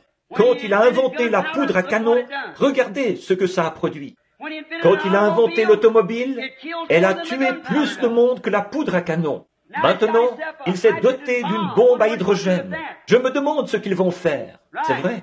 Et il en est de même pour l'Église, en essayant de réaliser quelque chose au moyen de la science, d'un échafaudage d'idées humaines. Elle vous éloigne encore plus de Dieu et vous conduit à la mort, encore plus qu'au départ. C'est vrai. Ne choisissez pas votre Église de la même manière que vous avez choisi votre femme. Voyez? Ce que la science a fait pour elle, c'est prodigieux. Mais pour ce qui est de votre Église, vaut mieux ne pas vous fier là-dessus. Il a fabriqué des phares, des poudres et toutes ces autres choses. Choisissez d'après le caractère de sa parole. Comparons maintenant l'épouse naturelle d'aujourd'hui avec la prétendue Église épouse d'aujourd'hui. Comparez ça. Une femme qui s'apprête à se marier aujourd'hui. Maintenant, regardez un peu ce que la science a fait pour elle. D'abord, elle se présente avec les cheveux coupés, avec une de ses coiffures à la Jacqueline Kennedy, vous voyez, ou quelque chose comme ça. Et savez-vous ce que la Bible dit? En fait, la Bible donne à l'homme le droit, s'il le veut, de la répudier, de divorcer d'elle si elle fait ça. Elle est une femme déshonorante du fait qu'elle se coupe les cheveux. C'est ce que dit la Bible. C'est vrai. Vous ne saviez pas ça, hein? Oh oui, je prêche trop en Californie pour que vous ne le sachiez pas. C'est vrai. Oh oui. Ça m'avance à quoi? Elles le font quand même. Vous ne pouvez pas prendre un cochon et changer son nom pour faire de lui un agneau. Remarquez, vous allez me détester après ceci, mais vous allez savoir la vérité. Regardez, faisons la comparaison. La voilà, l'épouse des temps modernes, qui arrive toute peinturlurée, différente de ce qu'elle est. Si elle se lavait le visage, peut-être qu'il s'enfuirait à toutes jambes. Elle vous ferait une de ces frousses une fois tout ce truc-là enlevé. Il en est de même pour l'Église, avec sa grande façade peinturlurée, un max factor théologique complet. Hein? Les deux ont un beau visage, mais faux. Une beauté de fabrication humaine et non une beauté de fabrication divine. Pas beaucoup de caractère, ni dans l'une, ni dans l'autre. Remarquez, tout comme Satan, juste ce qu'il faut pour séduire. Maintenant, comparez l'épouse des temps modernes avec elle. Elle porte des shorts, elle se maquille, elle se coupe les cheveux, elle porte des vêtements qui ressemblent à ceux des hommes. Et elle écoute un pasteur qui lui a dit qu'il n'y a pas de mal à ça. C'est un trompeur. Il souffrira pour ça dans les régions de l'au-delà. C'est vrai. Elle le fait pour séduire, pour être différente de ce qu'elle est. C'est ce que fait l'Église. On obtient de grands doctorats en théologie, en philosophie, en droit. Alors vous dites, notre pasteur est ceci, cela et autre chose. Et peut-être qu'il ne connaît pas plus Dieu qu'un Hottentot ne peut connaître une nuit égyptienne. C'est vrai. C'est vrai. Il a reçu là-bas une expérience théologique de séminaire et ce qu'il connaît de Dieu, c'est moins que rien. Les églises modernes, avec leur phare théologie, chez elles, toutes les femmes ont rasé leur gloire à cause d'un riti quelconque et de leur pasteur. Elles ressemblent à une vraie Jézabel, où je ne m'y connais pas. Cheveux coupés, shorts, phare, toutes grimées au goût de la théologie. Voilà où en est l'Église, c'est vrai. Mais son caractère spirituel est loin de correspondre à celui de la femme d'intérieur que Jésus-Christ vient chercher. Si un chrétien épouse une femme comme ça montre qu'il est déchu de la grâce. Le goût qu'il a pour Dieu et le goût qu'il a pour un foyer par rapport à ce qu'un foyer devrait être. Il est loin de ça quand il choisit ce genre de femme-là. Non, monsieur, un chrétien ne la trouverait pas à son goût, ça c'est sûr. Son caractère spirituel est au niveau le plus bas. Elle est morte par sa beauté dénominationnelle et sa convoitise du monde. Voilà exactement où en est l'Église aujourd'hui. Elle a vendu à Satan le caractère que lui donnait la parole pour le remplacer par une religion scientifique de fabrication humaine. Alors qu'elle était en droit, en tant qu'Église de Dieu, de s'en tenir à la parole de Dieu et d'avoir le Saint-Esprit à l'œuvre chez elle, soudant le corps ensemble au moyen de la parole et de l'amour de Dieu. Au lieu de ça, elle a vendu son droit d'aînesse comme Ésaü, et elle a choisi une dénomination qui la laissait faire tout ce qu'elle voulait. C'est vrai. Et tout ça pour être populaire comme l'avait fait sa mère à Nicée. La parole de Dieu. Oh, et dire que cela a pénétré dans nos sphères pentecôtistes. Quel dommage! Mais c'est pourtant le cas. Considérez un instant une religieuse d'une église catholique. Cette femme, pour devenir religieuse, prendre ce dernier voile, il faut absolument qu'elle se livre entièrement à cette église. Elle est âme, corps et esprit, la propriété de cette église. Elle n'a plus sa pensée à elle. Elle ne peut plus, une fois qu'elle a pris ce dernier voile, avoir de pensée propre, de volonté propre. Vous voyez que c'est Satan, là, qui se sert d'elle comme imitation de ce qui est véritable. La véritable Église de Christ, l'épouse, s'est livrée si entièrement à lui et à sa parole promise, que la pensée même qui est en Christ est en vous. Il y a toute une différence. De même, nous constatons aujourd'hui que l'Église moderne, c'est une Église du monde moderne. L'Église du monde moderne et l'Église spirituelle aussi, toutes les deux, elles sont fécondées pour donner naissance à des fils. L'un des deux, ce sera par une naissance dénominationnelle, un de ces jours, au Conseil mondial des Églises, ce qui donnera au monde l'Antichrist par le moyen de la dénomination. C'est l'exacte vérité. Peut-être que je ne vivrai pas assez longtemps pour voir ça. Je crois que oui. Mais vous, les jeunes, rappelez-vous que vous avez entendu un ministre le dire. Ça va finir par en arriver là. Et c'est ça la marque de la bête. Quand elle formera ce Conseil mondial des Églises, et elle donnera naissance à son fils, l'Antichrist. L'autre est fécondé par la parole de Dieu et enfantera le corps achevé de Jésus-Christ, qui est l'épouse. Le corps de Christ n'est pas encore achevé. Combien savent ça? L'homme et la femme sont un, et Christ est un corps, la parole. L'épouse devra être le reste de ce corps. Et les deux, ensemble, forment de nouveau le corps unique, comme c'était le cas d'Adam au commencement. L'homme et sa femme sont un. Donc elle, la véritable épouse, s'est livrée si entièrement à lui qu'elle n'utilise pas sa propre pensée. Sa pensée à lui, bien sûr, c'est sa volonté, et sa volonté, c'est sa parole. Maintenant, regardez la prétendue épouse, choisie par l'homme, et comparez l'épouse spirituelle avec l'épouse naturelle d'aujourd'hui. Une Jézabel contemporaine, ensorcelée par son Achab. Des beautés de Max Factor et tout. Regardez l'Église, elle est pareille. Mais c'est une prostituée à l'égard de la parole du Dieu vivant. Avec de grandes dénominations, de grands bâtiments, de grosses sommes d'argent, de gros salaires, elle s'est livrée entièrement. Des hommes qui se tiennent en chair et qui approuvent ces choses et qui ferment les yeux là-dessus. De la tromperie, un point c'est tout. C'est véritablement un âge de l'église de Laodicée aveugle, exactement comme la Bible l'avait annoncé. Tu dis, je suis riche, je suis assise en reine, je n'ai besoin de rien. Et ne sais-tu pas que tu es pauvre, misérable, aveugle, malheureuse, nue, et tu ne le sais pas. Si ce n'est pas là, l'ainsi dit le Seigneur, d'Apocalypse 3, je ne l'ai encore jamais lu. C'est ce qu'elle est, et elle ne le sait pas. Pensez-y. Si vous disiez à un homme ou à une femme dans la rue s'ils étaient complètement nus et que vous leur signaliez qu'ils étaient nus et qu'ils disent « Occupe-toi de tes affaires », eh bien, il y a une déficience mentale quelque part. Ils ont l'esprit dérangé. De même, on peut lire la parole de Dieu où il est dit comment les gens devraient agir, où il est parlé du baptême du Saint-Esprit que nous avons aujourd'hui.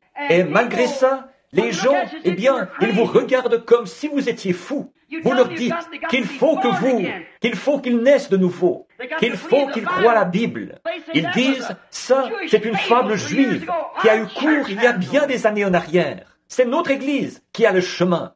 Malheureux, misérables, aveugles, nus, et ils ne le savent même pas.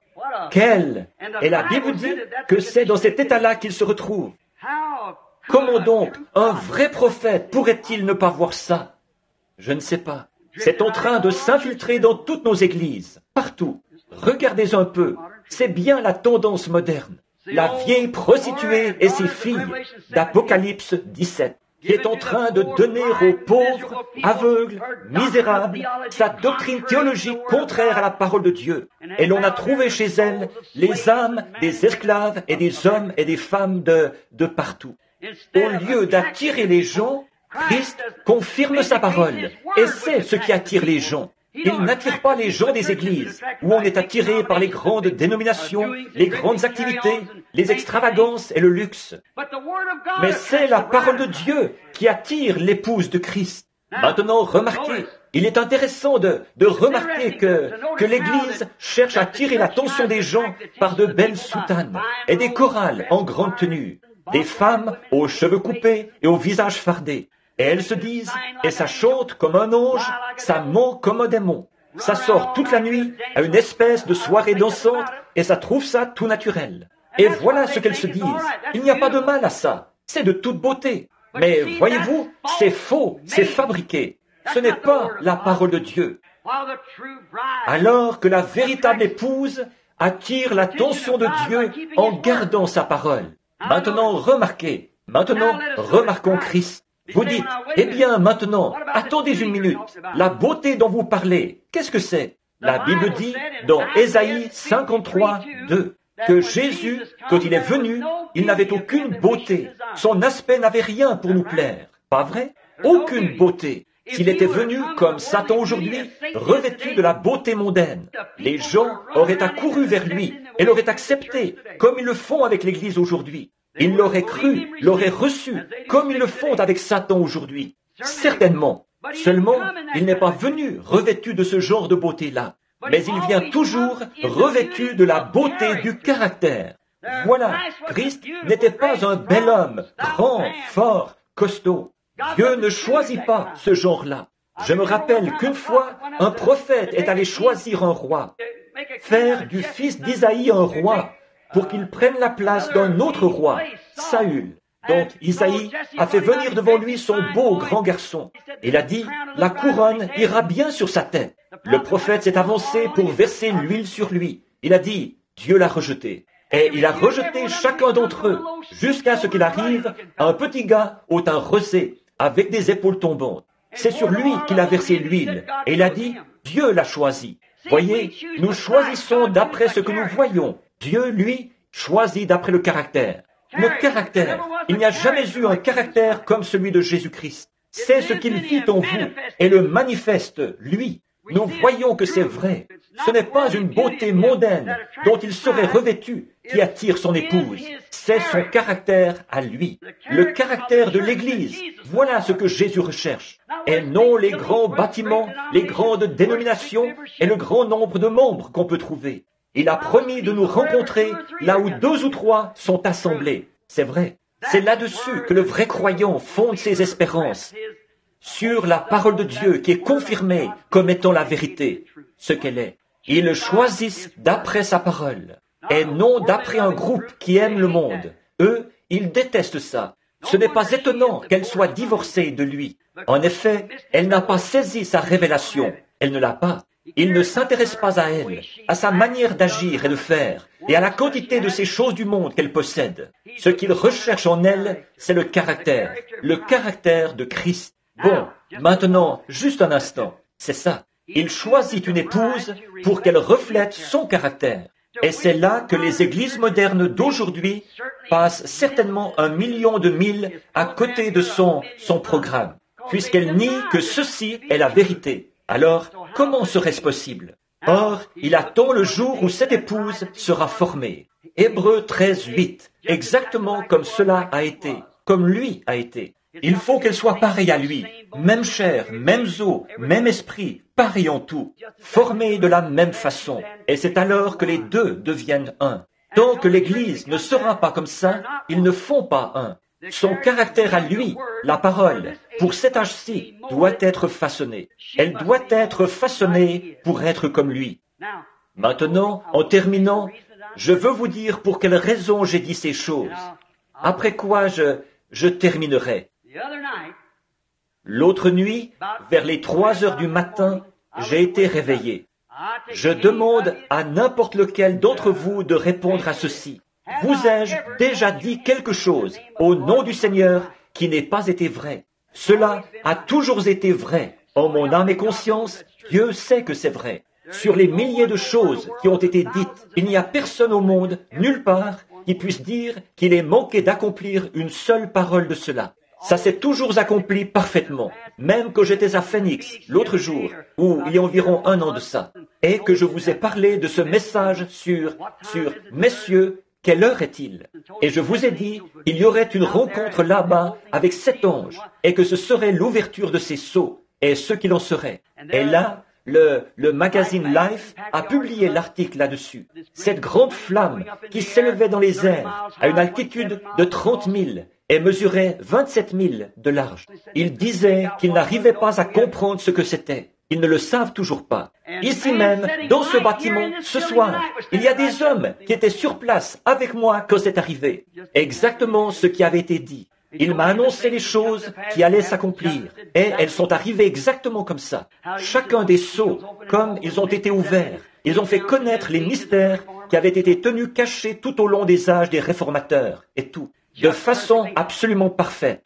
Là-haut, au sommet de la colline, quelques hommes, 3 ou 4 d'entre eux sont présents ici maintenant. Oui, plus que ça. Pendant que je montais la colline, le Saint-Esprit a dit, « Ramasse cette pierre. » Nous étions à la chasse. Il a dit, lance-la en l'air et dit, ainsi dit le Seigneur. Je l'ai fait.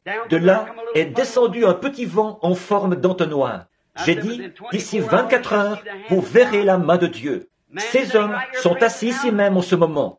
Le lendemain, vers les 10 heures, alors que je me tenais là, j'ai dit, prépare-toi, va te mettre là, sous la voiture, à un ancien combattant. J'ai dit, quelque chose est sur le point d'arriver. Le ciel était clair. C'était dans un grand canyon.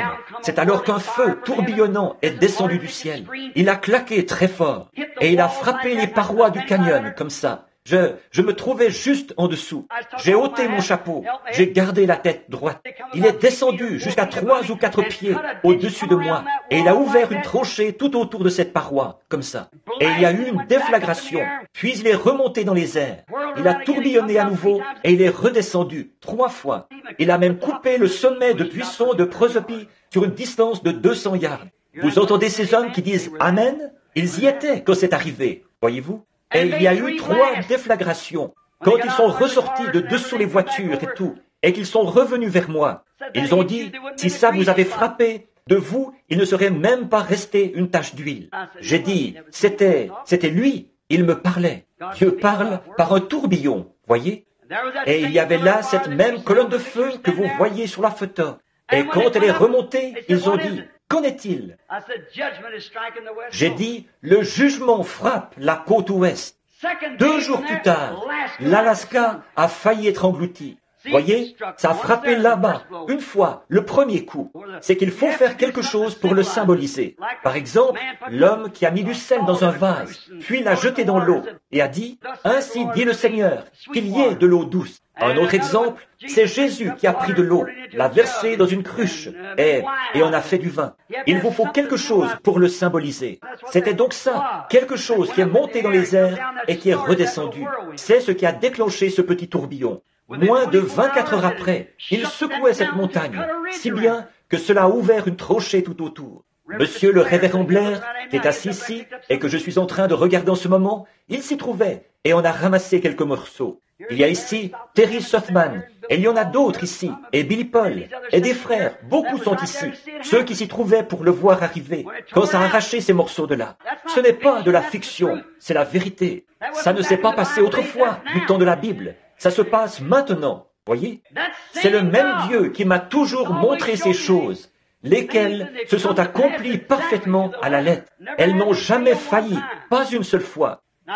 Or, c'est de lui que je fais l'éloge. Il y a quelques semaines, j'ai eu une vision.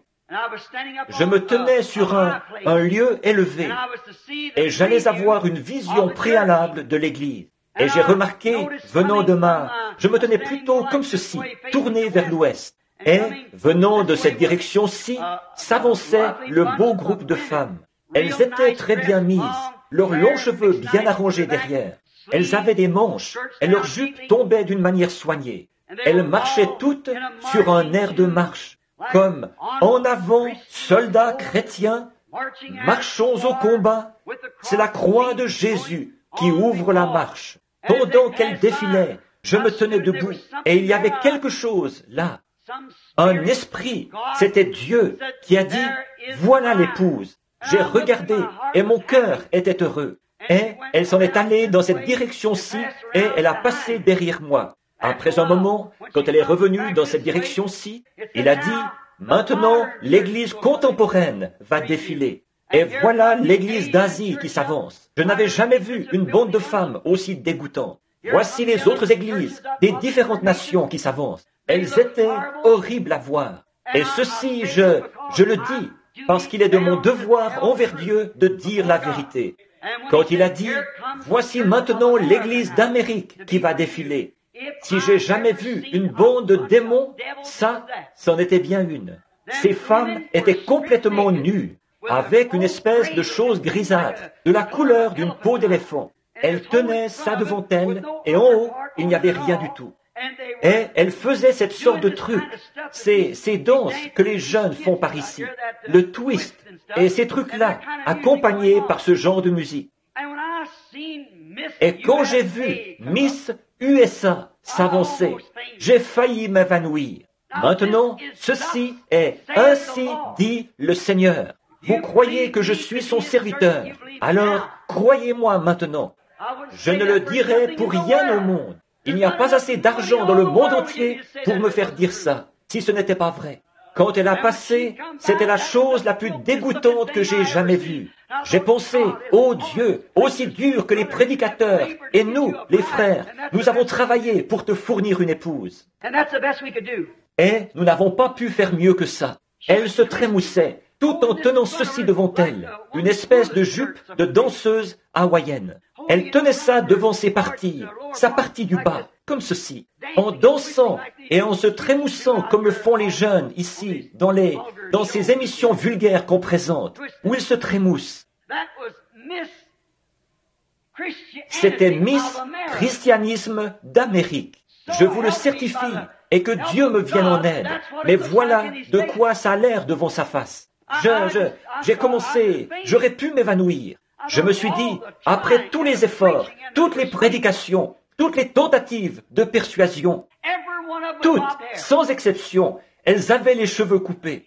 Et elles se trémoussaient et agissaient comme ça, tout en tenant ceci devant elles. Elles se sont approchées de l'endroit où je me tenais, en compagnie de cet être surnaturel. Je ne le voyais pas, je l'entendais me parler. Il était tout près de moi. Mais quand elles se sont tournées dans cette direction-ci, alors qu'elles tenaient ceci, elles ne faisaient que se trémousser, rire et faire les folles. Elles agissaient comme ça, tout en tenant ceci devant elles.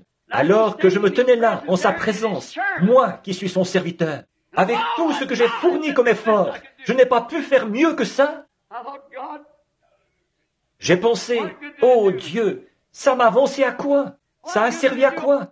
Tous les pleurs, toutes les supplications, toutes les tentatives de persuasion, et tous les grands signes, les prodiges et les miracles que tu as opérés. Et moi, je rentrais à la maison et je pleurais, après m'être tenu là, à leur prêcher et tout. Ça m'a avancé à quoi? Pour ensuite devoir te présenter quelque chose comme ça, à toi, comme épouse, comme j'étais là en train de regarder, elle a défilé. Vous pouvez imaginer son dos, sans rien sur elle, alors qu'elle tenait ceci devant elle, et qu'elle passait en se dandinant comme ça, au son du twist, en projetant ses membres comme ça, et elle... Oh, c'était vulgaire, comme elle faisait en agitant son corps comme ça. Maintenant, vous me direz, qu'est-ce que ça veut dire, frère Branham? Je ne sais pas. Je vous dis ce que j'ai vu, c'est tout. Quand elle a passé près de moi, comme ça, je l'ai regardée.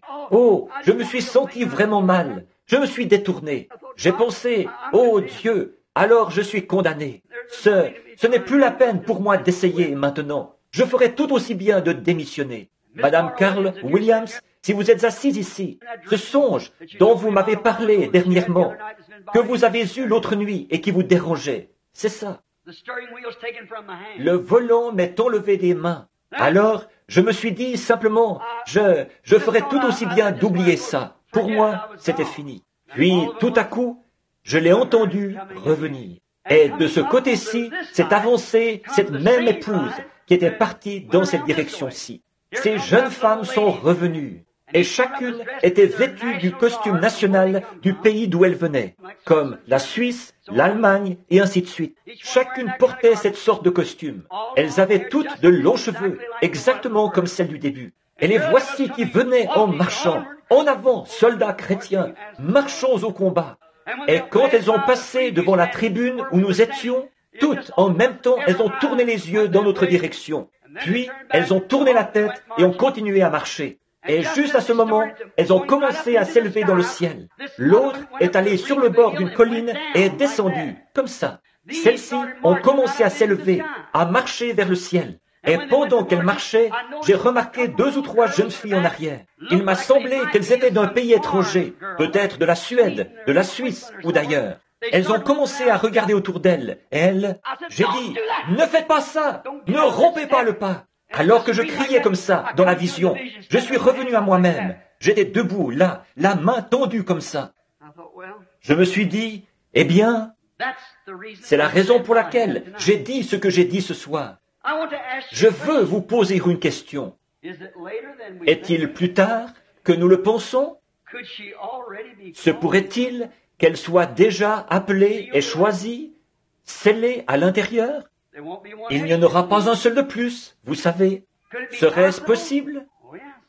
Oh oui, oh oui. Vous vous rappelez ce que j'ai dit l'autre jour, au petit déjeuner? Dans la reproduction des pollens mâles et femelles, il y a 1 million de germes qui sortent et 1 million d'ovules qui sortent. Par contre, il n'y a qu'un seul d'entre eux qui vivra. Et pourtant, ils sont tous pareils. 1 sur 1 million. Chacun d'eux, c'est le même ovule et c'est la même sorte de germe. Un seul d'entre eux vit, les autres meurent. Personne ne sait lequel de ces ovules est mûr et, oh, ce qu'il en est. C'est Dieu qui doit décider de ça. Si ce sera un garçon ou une fille, une blonde ou une brunette ou quoi que ce soit d'autre. C'est Dieu qui en décide. Ce n'est pas le premier qui arrive, mais le premier que Dieu a choisi. Peut-être il y en a un qui arrive ici et un autre. Si vous avez déjà eu l'occasion d'observer ça dans une éprouvette, vous pouvez les voir aller à la rencontre les uns des autres. Je l'ai moi-même observé. C'est Dieu qui doit en décider. Un seul, alors qu'ils sont tous pareils. Mais c'est par élection. La naissance naturelle, c'est par élection. Dieu en choisit 1 sur 1 million. Quand Israël a quitté l'Égypte pour se diriger vers le pays promis, ils étaient quelques 2 millions de personnes. Tous, ils étaient sous le même agneau du sacrifice. Sinon, ils n'auraient pas survécu. Tous, ils ont écouté Moïse, le prophète. Tous, ils ont reçu le baptême de Moïse dans la mer Rouge. Tous, ils ont dansé. Les femmes ont dansé avec Myriam, de long en large, sur le rivage, au bord de la mer, quand Dieu a détruit l'ennemi. Tous, ils étaient là, avec Moïse. Ils l'ont entendu chanter dans l'esprit. Tous, ils ont mangé, dans le désert, la manne tombée du ciel, de la manne nouvelle chaque nuit, ce qui est un type du message. Tous, ils en ont mangé. Mais sur les 2 millions, combien y sont parvenus? 2. 1 sur 1 million. Il y a environ 500 millions de chrétiens dans le monde ce soir, en comptant les catholiques et tous les autres. 500 millions de prétendus croyants dans le monde.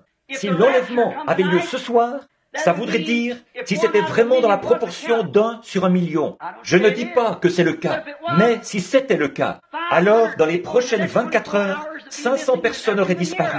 Vous n'en entendriez même pas parler. De toute façon, il y en a autant qui disparaissent sans qu'on les retrouve. Alors, mon ami, il pourrait bien nous arriver ce qui est arrivé quand Jean-Baptiste est venu. Même les disciples ont dit, pourquoi les Écritures disent-elles? Pourquoi les apôtres ou les prophètes disent-ils? Pourquoi est-il dit qu'Élie doit venir premièrement et rétablir toutes choses? Il a dit, je vous dis qu'Élie est déjà venu, et vous ne l'avez pas su. Un de ces jours, il se peut que nous soyons laissés en plan. Qu'en est-il de l'enlèvement qui devait précéder la tribulation? Il a eu lieu déjà, et vous ne l'avez pas su. Tout le corps, scellé à l'intérieur, et il ne reste plus qu'à le garder dans la cadence. Je ne dis pas que c'est ça. J'espère que ce n'est pas ça. Mais, mon ami, si ce soir nous ressentons dans notre cœur que nous devrions mettre notre vie en ordre par rapport aux choses que nous avons faites, laissez-moi vous donner un conseil en tant que frère dans le ministère. Je vais dire ceci pour la première fois du haut de la chair. De toute façon, ce soir, j'en ai dit plus long là-dessus que je ne l'ai fait sur quoi que ce soit d'autre, ni à n'importe quel autre moment en public. Parce que j'ai eu une grande liberté au cours de ces réunions. Si vous croyez que je suis le prophète de Dieu, écoutez ce que je vous ai dit. Si vous avez un petit brin de sentiment dans le cœur, allez vers Dieu à l'instant même. Faites-le. Vous, les hommes, arrêtez-vous un instant. Regardez vos credos que vous servez.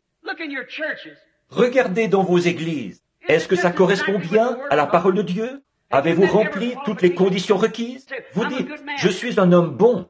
Nicodème aussi l'était. Et tous les autres aussi l'étaient. C'était des gens très bien, voyez. Ça n'a aucun rapport. Et vous, les femmes, je voudrais que vous regardiez dans le miroir. Et que vous regardiez ce que Dieu exige de la femme. Et voyez dans le miroir de Dieu, non pas dans le miroir de votre église, là, mais dans le miroir de Dieu. Et voyez si dans votre vie, vous avez les qualités requises pour être l'épouse spirituelle de Jésus-Christ. Vous, les ministres, vous aussi réfléchissez. Est-ce que vous reniez sur quelque chose ici pour ménager la susceptibilité de quelqu'un qui se trouve là? Feriez-vous ceci si ce n'était pas qu'ils vous mettent à la porte de l'église? Si vous avez de tels sentiments, mon cher frère, permettez-moi de vous avertir, au nom de Jésus-Christ, fuyez loin de ça à l'instant même. Et madame, si vous n'êtes pas à la hauteur de ce que doit être une chrétienne, non pas une chrétienne de nom, mais dans votre cœur, et que votre vie soit le reflet exact de ce qui est exigé ici dans le certificat de mariage de Dieu. Et vous, membres d'église, si votre église n'est pas comme ça, qu'elle n'est pas à la hauteur de ce que Dieu exige dans sa parole, sortez-en et entrez en Christ. C'est un avertissement solennel. Nous ne savons pas à quel moment. Et vous ne savez pas à quel moment, un jour, cette ville va se retrouver au fond de cet océan, ici. Oh, Capernaum, a dit Jésus, toi qui t'es élevé jusqu'au ciel, tu seras abaissé jusqu'au séjour des morts. Car si les miracles avaient été faits dans Sodome et Gomorrhe, elles subsisteraient encore aujourd'hui. Et Sodome et Gomorrhe sont au fond de la mer morte, et Capernaum est au fond de la mer. Toi, la ville qui prétend être la ville des anges, toi qui t'es élevé jusqu'au ciel et qui a propagé toutes les saletés et les obscénités de la mode et autres, au point que même les pays étrangers viennent ici chercher notre obscénité pour l'envoyer ailleurs. Toi, avec tes belles églises et tes beaux clochers et ta façon de te conduire, souviens-toi, un jour, tu seras au fond de cette mer.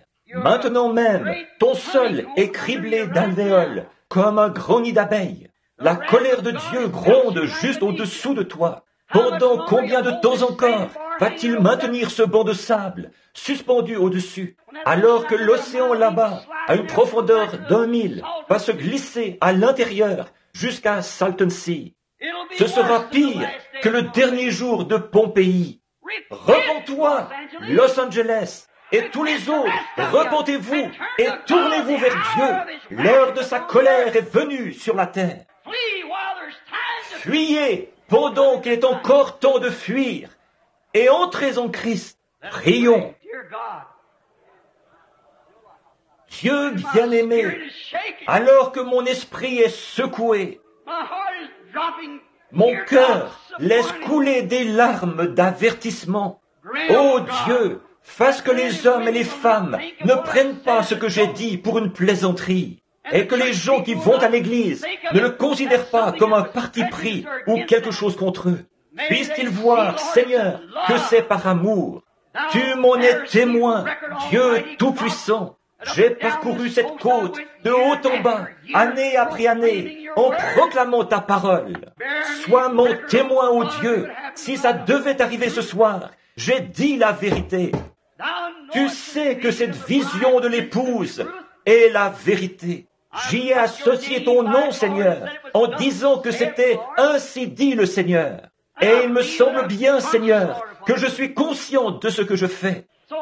Alors je te prie, Seigneur, au nom de Jésus, fais que les gens se secouent ce soir et qu'ils fuient la colère à venir.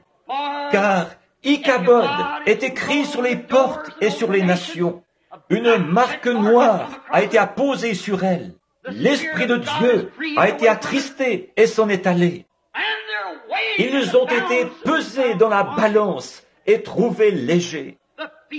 Le festin du roi Nebuchadnezzar s'est répété de nouveau avec des beuveries et des femmes à moitié habillées qui se disent chrétiennes. Ô Dieu du ciel, sois miséricordieux envers un monde pécheur et un peuple pécheur, Seigneur. C'est ce que nous sommes ce soir. Ô Dieu, j'essaye de me tenir à la brèche et j'implore ta miséricorde divine, afin que tu parles dans cette foule ce soir et que tu appelles ton épouse à se mettre en garde à vous, Seigneur, pour qu'elle marche, non d'après le signe d'un credo quelconque, mais d'après le son de l'évangile du Seigneur Jésus-Christ. Accorde-le, ô Dieu, que l'on sache ce soir que tu es Dieu et que ta parole est la vérité. Tandis que solennellement, nous sommes devant ces gens, les appelant à se mettre au garde à vous de ta parole. Au nom de Jésus-Christ, je prie pour eux, Seigneur. Ils t'ont vu, sans l'ombre d'un doute, te déplacer dans leurs assemblées et leur dire ce qu'il y avait dans leur cœur. Et tu sais, Seigneur, ce qui est en train de se passer maintenant même. Tu sais que c'est la vérité, ô Dieu. Aussi je te prie, au nom de Jésus, fais que le Saint-Esprit intercède encore une fois, Seigneur, et qu'il attire à lui ceux de cet auditoire, Seigneur, qui sont inscrits dans le livre de vie de l'agneau. Accorde-le, ô Dieu, je prie de tout mon cœur. Ces gens, sur le plan naturel, Seigneur, ils me donneraient leur dernier sou pour soutenir le message. Ils feraient tout ce qu'ils peuvent. Par contre, ô Dieu, quand il s'agit de s'y conformer et de s'y intégrer, je prie, ô Dieu, que ce soir soit celui où tu les récompenseras et où tu répandras ton Saint-Esprit sur cette convention.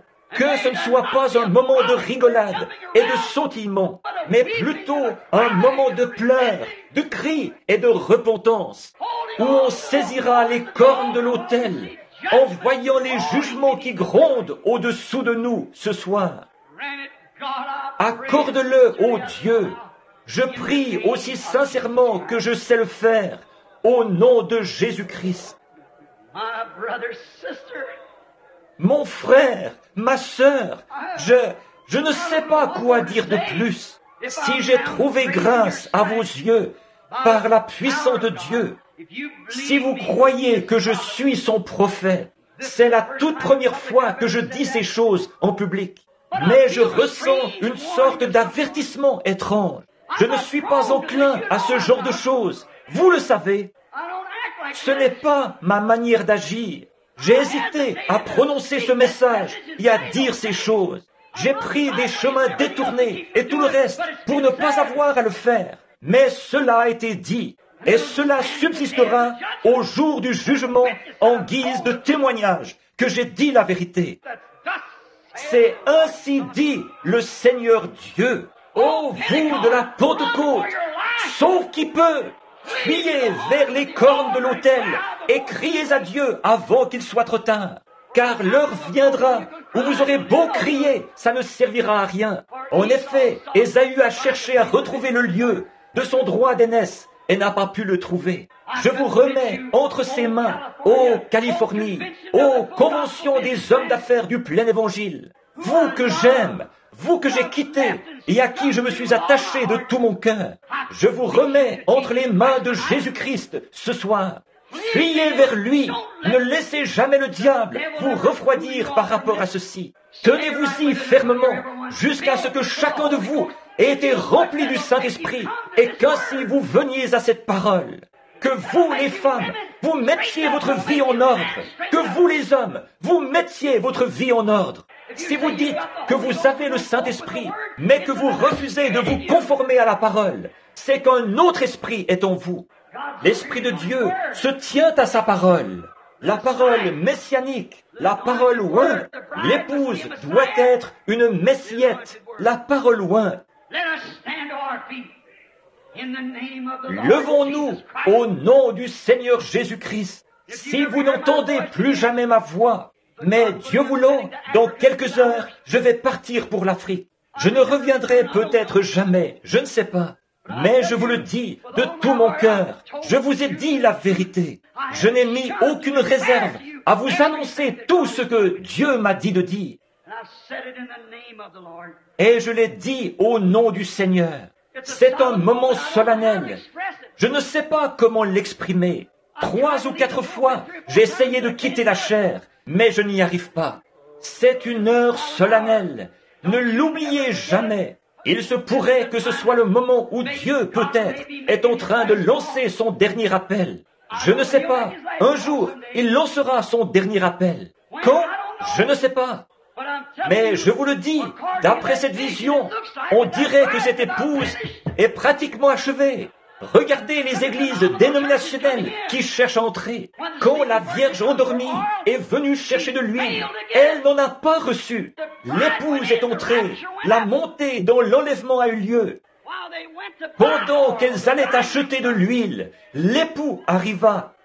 Dormez-vous? Réveillez-vous rapidement et reprenez vos sens. Et prions chacun au nom du Seigneur, comme si nous allions mourir à cette minute même. Que chacun prie à sa manière. Dieu Tout-Puissant, sois miséricordieux envers nous, Seigneur. Sois miséricordieux envers moi. Sois miséricordieux envers nous tous. Quoi que nous fassions, ça sert à quoi si nous échouons dans ces choses-ci? Je me tiens ici, implorant ta miséricorde, ô Dieu, avant que cette grande ville soit engloutie dans la mer, et que les jugements de Dieu balayent cette côte. Je te prie, ô Dieu, d'appeler ton épouse.